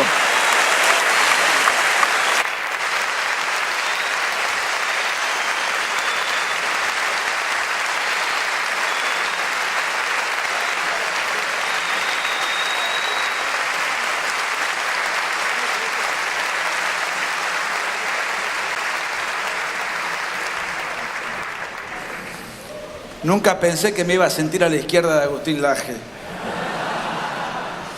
Miren, en el año 1993 cumplí 18 años y me afilié a la Unión del Centro Democrático, que era el partido liberal de la época. Los liberales me consideraban un fascista y los fascistas me consideran un liberal. Tengo un problema de identidad de género, evidentemente. Lo tengo que tratar en terapia. Hay una frase con la cual yo quería comenzar, que es una frase de Nicolás Maquiavelo. Él dice: juzgo imposible describir los hechos contemporáneos sin ofender a muchos. Juzgo imposible describir los hechos contemporáneos sin ofender a muchos. Y la verdad, me siento muy identificado porque a lo largo de mi exposición, que no va a durar media hora, muchos quizás se muestren incómodos, se consideren incómodos, se sientan incómodos. Yo sé que aquí hay muchos libertarios que me miran con alguna desconfianza. Tranquilo, no va a pasar nada grave. No va a pasar nada grave. Miren, hace 5 años aproximadamente yo escribí una biografía sobre el dictador pedófilo Juan Perón.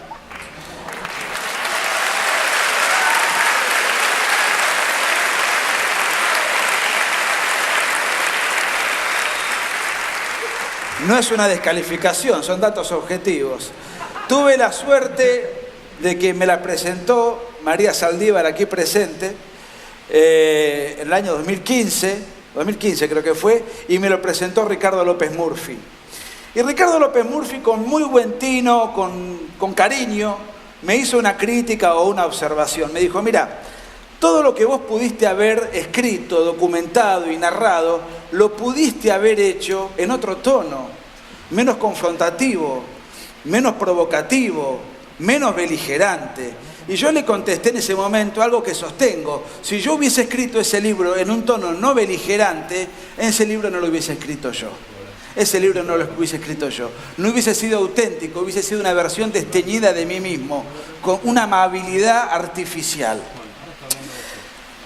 Cuando tuve la suerte, y les agradezco infinitamente a los amigos de Cruz del Sur que otra vez me convocan para poder dar una conferencia, la última vez fue el año pasado en la Feria del Libro, quizás algunos se acuerden.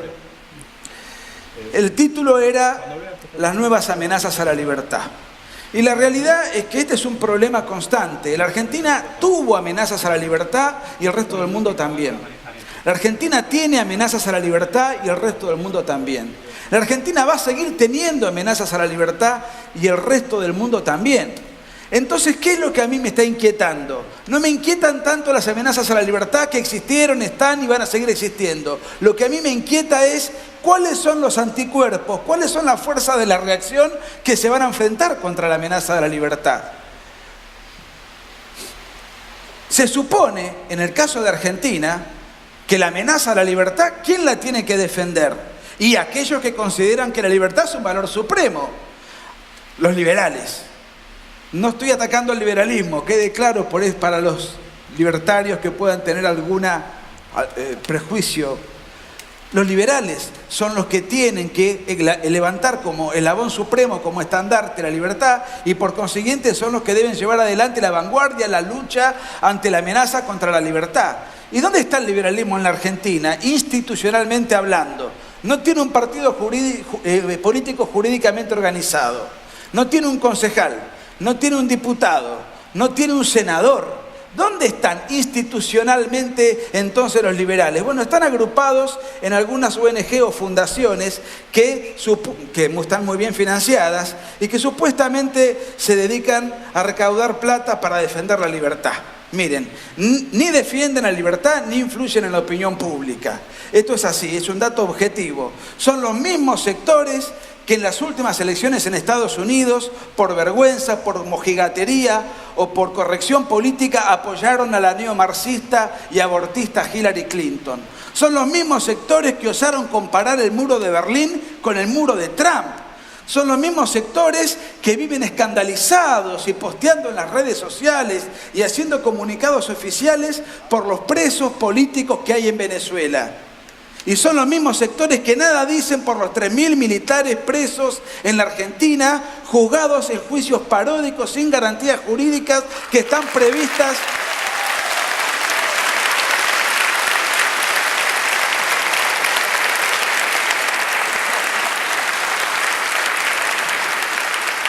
Y esto no es un asunto ideológico, es un asunto de inspiración liberal.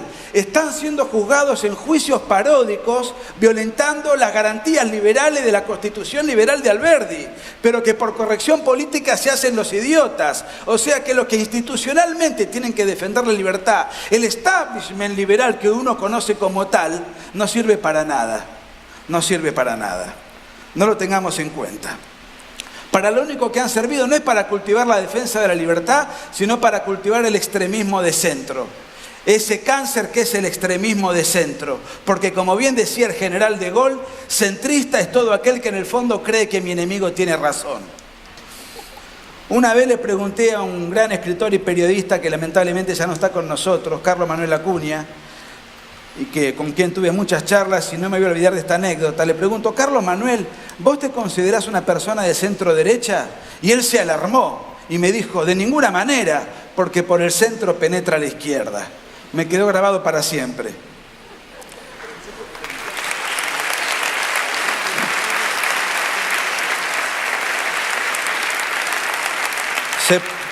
Se pone contento mi amigo Carlito Maldatón. Gracias por venir, Carlos. Gracias por venir. Carlitos es el único peronista a quien le tengo cariño. Volvamos a los anticuerpos. Visto y considerando que estas inservibles y execrables ONG y fundaciones no sirven para absolutamente nada excepto para hacer reuniones de autoayuda, cursos de emprendedorismo, debates estériles o como el chanta este de Alejandro Rosigner que vende talleres de optimismo y alegría, vuelvo a mi preocupación inicial. ¿Cuáles son los anticuerpos? ¿Qué anticuerpos tenemos? O mejor dicho, ¿qué debe tener un anticuerpo para ser considerado como tal? Tiene que tener primero sustancia ideológica. Lo que primero tiene que tener es sustancia ideológica. Es decir, tener una articulación filosófica e ideológica para enfrentar a las amenazas de la libertad, que son un montón. Y tiene que estar actualizado y tiene que estar en agenda. Por ejemplo, estas organizaciones a las cuales no les tengo ningún cariño, como habrán advertido, nada han dicho sobre la ideología de género, no se pronunciaron sobre la ley de educación sexual integral, no se pronunciaron sobre el feminismo, no se han pronunciado por el lobby LGBT, no se han pronunciado sobre el multiculturalismo, no se han pronunciado sobre el ecologismo, no se han pronunciado sobre el globalismo, no se han pronunciado sobre el rol que tienen las organizaciones internacionales que nos pretenden imponer su agenda. Y en todo el año pasado, con el debate que tuvimos, tampoco se pronunciaron sobre el aborto. Y déjenme decirle algo, no es de buena persona estar a favor del aborto.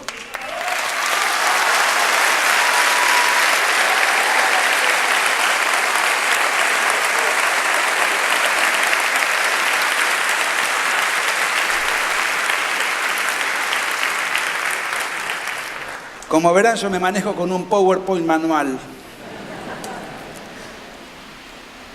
El segundo punto que me interesa, que tiene que ver con el anticuerpo, el segundo ingrediente que tiene que tener el anticuerpo es de carácter actitudinal. Es de carácter actitudinal. ¿Con qué actitud, con qué porte, con qué talante, con qué fibra yo me voy a enfrentar al enemigo que quiere aplastar mi libertad? Porque no nos engañemos, esto no es una mera discusión de ideas, un coloquio para el debate universitario. Esto no es un pasatiempo académico, una dialéctica entre amigos amorosos que intercambian ideas y cada uno piensa de manera distinta y entonces nos enriquecemos mutuamente. Si hay sectores que quieren aplastar nuestra libertad, nosotros tenemos que reaccionar con la energía suficiente. No son simples adversarios, son enemigos. No estamos dialectizando académicamente, estamos dando una lucha cultural, una batalla ideológica, una guerra por la supervivencia de nuestra libertad. Tiene que ser entonces un rasgo actitudinal categórico en la defensa de la libertad. Si no, no entendemos nada. Y por eso, cuando aparece en escena un llanero solitario, un gladiador, un héroe que se pelea solo contra el mundo, como Javier Milei, ¿qué hacen estas organizaciones?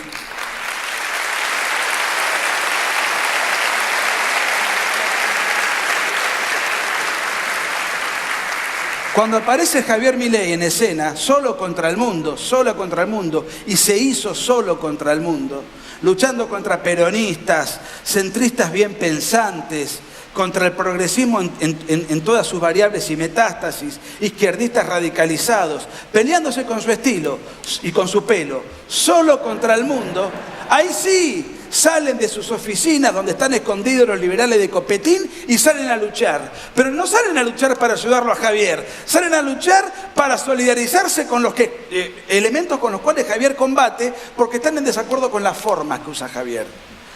Pero este desacuerdo no obedece a una mojigatería circunstancial. En rigor de verdad, esa es la excusa. Lo que los mueve a solidarizarse con los enemigos de la libertad, al atacar a Javier, porque son funcionales a los enemigos de la libertad, lo que los mueve es el celo, es la envidia y es el resentimiento.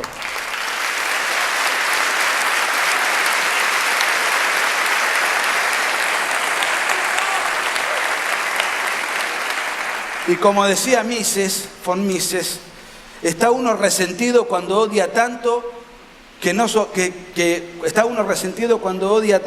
le importa soportar daño personal grave con tal de que los demás sufran también. Está uno resentido cuando odia tanto que no le importa soportar daño personal grave con tal de que los demás se jodan. Dicho de otro modo, me importa un rábano la defensa de las ideas de la libertad. Lo que me importa es joder a Milei. Eso es lo que los moviliza a estos sectores. Pero quédate tranquilo, Javier. Hay una frase que me gusta mucho de Juan Manuel de Prada, que dice: los insultos de la chusma son formas amargas del elogio.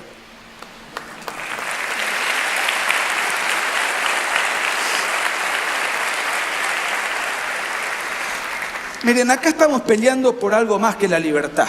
La libertad está incluida dentro de una guerra que es un poquitito más abarcativa. Nuevamente, nosotros no estamos acá inmersos en lo que es una guerra solamente en defensa de la libertad. Miren, cuando la izquierda hace 40 años quiso cercenar nuestra libertad por la vía armada, y ensangrentó un continente completo, y en el caso de Argentina fue la peor guerrilla, la más aguerrida, el ERP y Montoneros con 25.000 combatientes. En Argentina cometieron entre 1969 y 1979 21.700 atentados terroristas. Esto equivale a un atentado cada 4 horas, 6 atentados por día. Y tuvieron que enfrentarse naturalmente contra las fuerzas de seguridad y contra las fuerzas armadas. ¿Por qué razón? Porque si yo quiero hacer una revolución armada, una revolución militarista, me tengo que enfrentar con las fuerzas armadas de cada país al cual yo pretendo colonizar. ¿Por qué razón? Porque las fuerzas armadas o las fuerzas de seguridad son las instituciones naturales con las que cuenta el Estado para defenderlo ante una agresión interna o una agresión externa. Y esa guerra afortunadamente la perdieron los guerrilleros. Pero 40 años después, pretenden hacer una revolución desarmada, una revolución de apariencia indolora, una revolución de terciopelo, una revolución que es más difícil de desarmar. ¿Por qué? Porque la revolución aquella, cuando un terrorista ponía una bomba, en la opinión pública generaba indignación y reclamaba reacción. En cambio, como esta es una revolución desarmada y simpática, no hay reacción. Es mucho más difícil concientizar en la reacción. Y mucho menos para las organizaciones y ONG que hoy mencioné, siempre prestas al diálogo y al buenismo. Entonces es una revolución muchísimo más complicada.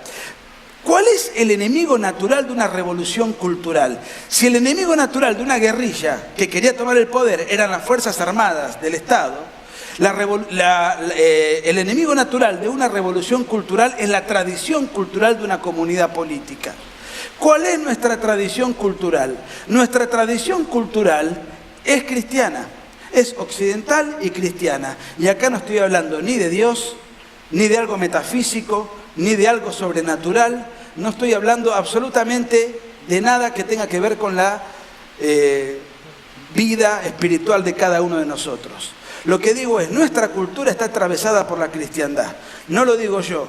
Lo dice Anxo Bastos, paleolibertario, quien dijo: la libertad es hija de la cristiandad. La libertad es hija de la cristiandad. Fíjense en el mapa, todos los países que tienen índices razonables de libertad son países donde previamente ha llegado la cristiandad. Y los países donde la libertad es un concepto extraño o ajeno son países donde no ha llegado la cristiandad. Por eso atacar la cristiandad es prioritario para la nueva revolución. Por eso cada marcha de los trapos verdes, ¿en dónde termina? En la iglesia de turno donde quieren incinerarla si pueden.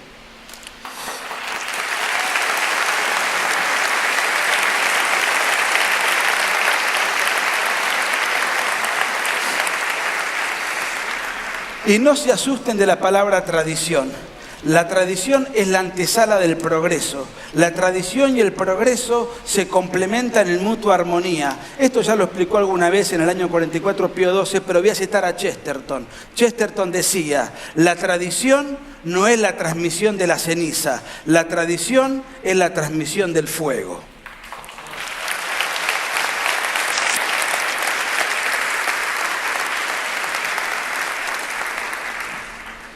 Y ya que Agustín manifestó muy amorosamente y con mucha admiración alguna discrepancia menor con ese gran pensador que es Alberto Venegas Lynch, yo lo tengo que citar ahora.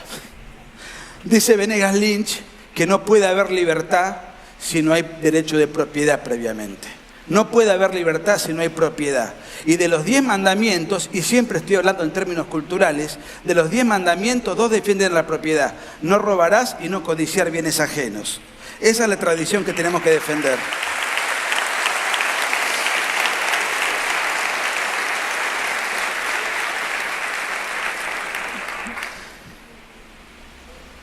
Yo sigo con mi PowerPoint.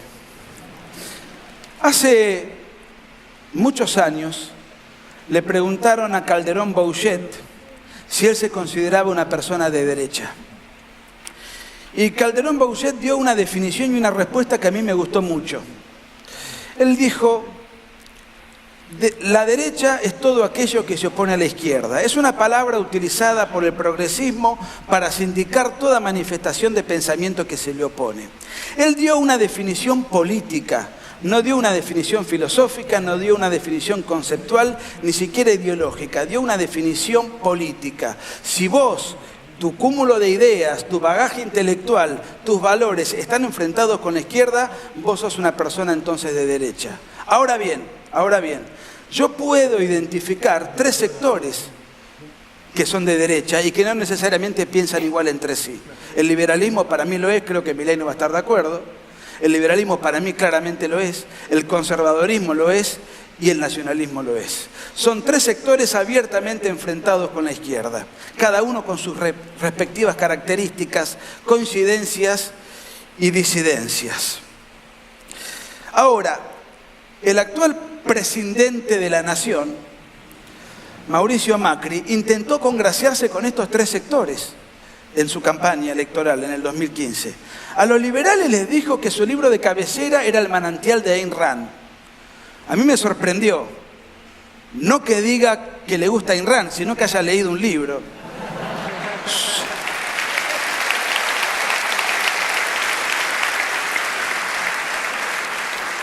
Dijo para congraciarse con los liberales que su libro de cabecera era El manantial de Ayn Rand. Respecto del nacionalismo, que tiene una fuerte presencia ideológica y mucha influencia en las Fuerzas Armadas, sobre todo en el Ejército, dijo también, conmigo se acaba el curro de los derechos humanos. Y a los conservadores, muy influyentes en los sectores pro vida, les dijo en el Congreso Eucarístico, voy a respetar la vida desde la concepción. A los 3 sectores traicionó. A los liberales no les privatizó ni un tornillo, ya Javier Milei habló lo suficiente. A los conservadores les quiso imponer el aborto por la ventana. Y a los sectores castrenses no solamente no terminó con ningún curro, sino que siguió encarcelando militares y tirando flores en la ESMA. Ahora bien, hay algo que pasó en estos casi 4 años desde que Macri subió al poder, que antes no existía como tal, o que por lo menos estaba en un estado latente, larvario. ¿Que cuál es? Que estos 3 sectores crecieron exponencialmente. Les voy a poner 3 ejemplos.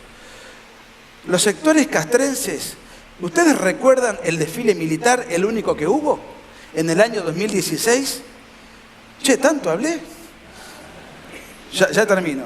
En el año 2016 hubo una enorme cantidad de argentinos que se movilizaron a aplaudir a las Fuerzas Armadas, a solidarizarse por el maltrato que tuvieron durante tanto tiempo. Y no solamente eso, desfilaron además ex veteranos de guerra que pelearon en Tucumán contra la guerrilla, que fueron veteranos de guerra del Operativo Independencia. Veteranos de guerra del Operativo Independencia. Una multitud los fue a aplaudir. Los sectores pro vida, más próximos a los conservadores, fíjense la multitud que abarrotó todas las ciudades de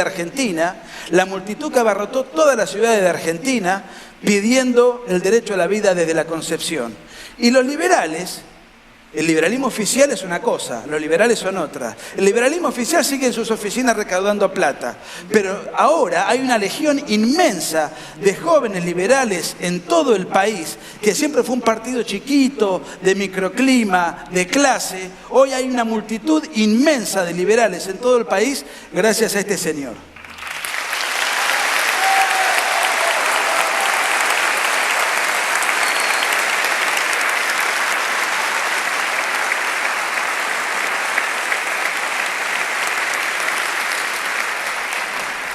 Nosotros ahora somos una multitud, lo sabemos, lo hemos visto. No lo habrán difundido los medios oficiales del sistema, pero nosotros sabemos por las redes sociales la cantidad de gente que hemos sabido convocar. ¿Está bien dicho? Sabido, supido. Bueno, ustedes me entienden. Es que me apuran con el tiempo y se me traban las palabras. ¿Qué hacemos ahora? Miren, lo que hay que hacer es aquello que un gran pensador francés que me gusta mucho, Maurras, que tuvo su predicamento en la primera mitad del siglo XX, él hablaba del empirismo organizador. ¿Qué es el empirismo organizador? Es tomar la experiencia ajena que ha funcionado y adaptarla para nosotros. Tomar la experiencia ajena que ha funcionado y adaptarla para nosotros. Ustedes saben que los hombres inteligentes aprenden de la experiencia ajena, los mediocres de la experiencia propia, y los imbéciles no aprenden ni con la propia ni con la ajena. ¿Y qué dice la experiencia ajena? La experiencia ajena dice que estos tres sectores que yo acabo de enunciar se han unido y reunido en todo Occidente y están haciendo retroceder vigorosamente al marxismo cultural. Están haciendo retroceder vigorosamente al marxismo cultural. Se tuvieron que unir. Hay que unir fuerzas, limar asperezas. Pero lo han hecho con éxito en muchos lugares. Me refiero a cómo está creciendo Vox en España. Me refiero a Matteo Salvini en Italia, al Frente Nacional en Francia. Me refiero a la alternativa alemana en Alemania, a Theresa May en Gran Bretaña, el gobierno polaco, Orbán en Hungría, Rumania, Eslovenia, Checoslovaquia, Bélgica, todos países que, Austria, Suiza, todos países en donde la nueva derecha o derecha alternativa, que es un conglomerado de todo lo que yo les repasé, o es gobierno o está muy cerca de serlo.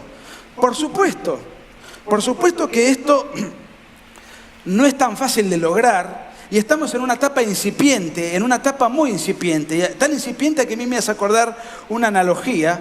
Dame un minuto más, segundo, ya termino. Una analogía que es la siguiente. Cuando aparece el cristianismo durante los primeros siglos, aparecieron muchos pensadores que, valga la redundancia, pensaron el cristianismo, teólogos y filósofos. En aquella época las ideas no se viralizaban, ni siquiera había imprenta, o sea que para que una idea se conozca e influya pasaban siglos. ¿Cómo estos primeros pensadores que obraron durante los primeros siglos, y el más importante fue San Agustín, estos primeros pensadores fueron reconocidos como la patrística, los padres pensadores. Pero pensaron de una manera desordenada, caótica, irregular, porque claro, eran los primeros, hacían lo que podían. Llegó un momento determinado en el año 1200 que aparece otra nueva camada, conocida como la escolástica, que se ha dedicado a organizar ese caos, a sistematizar ese caos, a darle una catedral ideológica uniforme y coherente, en fin, a completar la idea. ¿Dónde está la nueva derecha hoy? La nueva derecha está en la etapa de la patrística. Los tiempos que corren hoy son otros, en un plazo bastante cercano, esto se va a organizar, porque no todas las fuerzas de derecha que están en Occidente piensan lo mismo. Hay algunas que son bastante cuestionables, hay algunas que hacen hincapié contra el aborto, otras a favor de la libre empresa, otras contra el multiculturalismo y la inmigración, otras contra la ideología de género. Son como chispazos, reacciones que van apareciendo multitudinarias, pero que les falta una organización integral para ser considerados con una ideología que les dé el sustento suficiente para pelear en todos los frentes de una manera coherente y generalizada. ¿Dónde estamos en Argentina? En Argentina estamos en pañales, no hemos hecho nada de todo eso, solamente sabemos que somos un montón. ¿Cuándo vamos a empezar entonces a trabajar? ¿Cuándo vamos a empezar entonces a ponernos de acuerdo? Yo me imagino una suerte de síntesis que podría definir muy apretadamente en 3 renglones. Sería una síntesis en la cual haya liberales que crean en la vida desde la concepción, que haya conservadores que crean que la tradición tiene que estar al servicio del progreso y que haya nacionalistas que no confundan el amor a la patria con el amor al Estado. Eso podría ser un buen comienzo.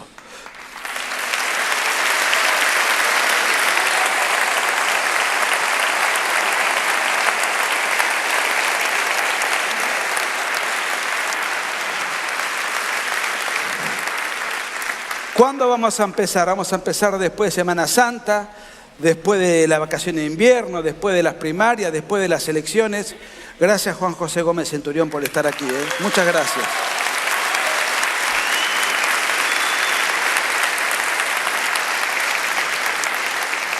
¿Cuándo vamos a empezar? Somos un montón y todavía no empezamos. Termino con una frase de Escrivá de Balaguer. No dejes tu trabajo para mañana. Muchas gracias.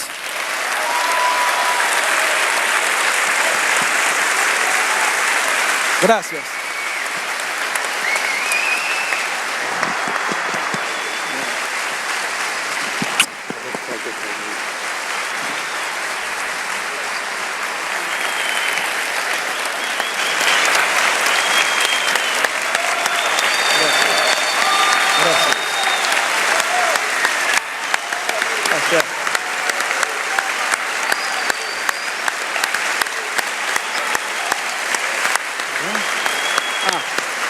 Vamos. Vamos que queremos selfie con ustedes.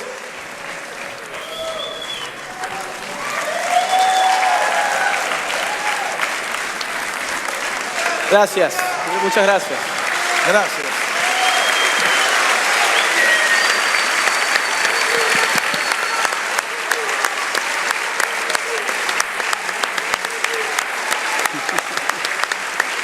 Bueno, llegamos al final del evento, no hay tiempo para hacer las preguntas. Les quiero agradecer a Agustín, a Javier y a Nicolás por haberse prestado a estar hoy acá, por ayudarnos a organizar esto.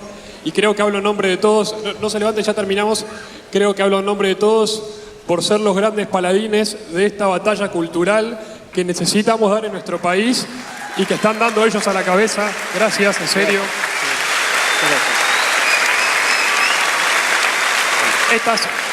Estas personas están motivando a los jóvenes a que se empiecen a informar y a formar.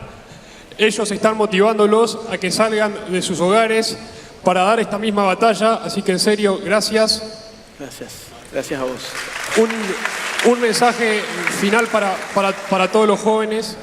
La mayoría del público es joven como yo y como cierre de esto, el mensaje que me gustaría que quede es, habiendo después de escuchar estas 3 disertaciones, es el momento de los jóvenes de salir a dar la pelea por la patria. Nosotros no arrastramos las grietas que arrastran las generaciones anteriores, no vivimos la guerra de los 70, no vivimos Malvinas, que lamentablemente genera también grietas, no tenemos nada para estar enfrentados entre nosotros. Es nuestro momento, debemos salir, debemos formarnos, debemos informarnos, debemos aprender de esta gente y salir a dar nuestro momento. Es nuestro momento de jugar nuestro partido, Argentina nos necesita y tenemos que salir a la cancha. Muchas gracias.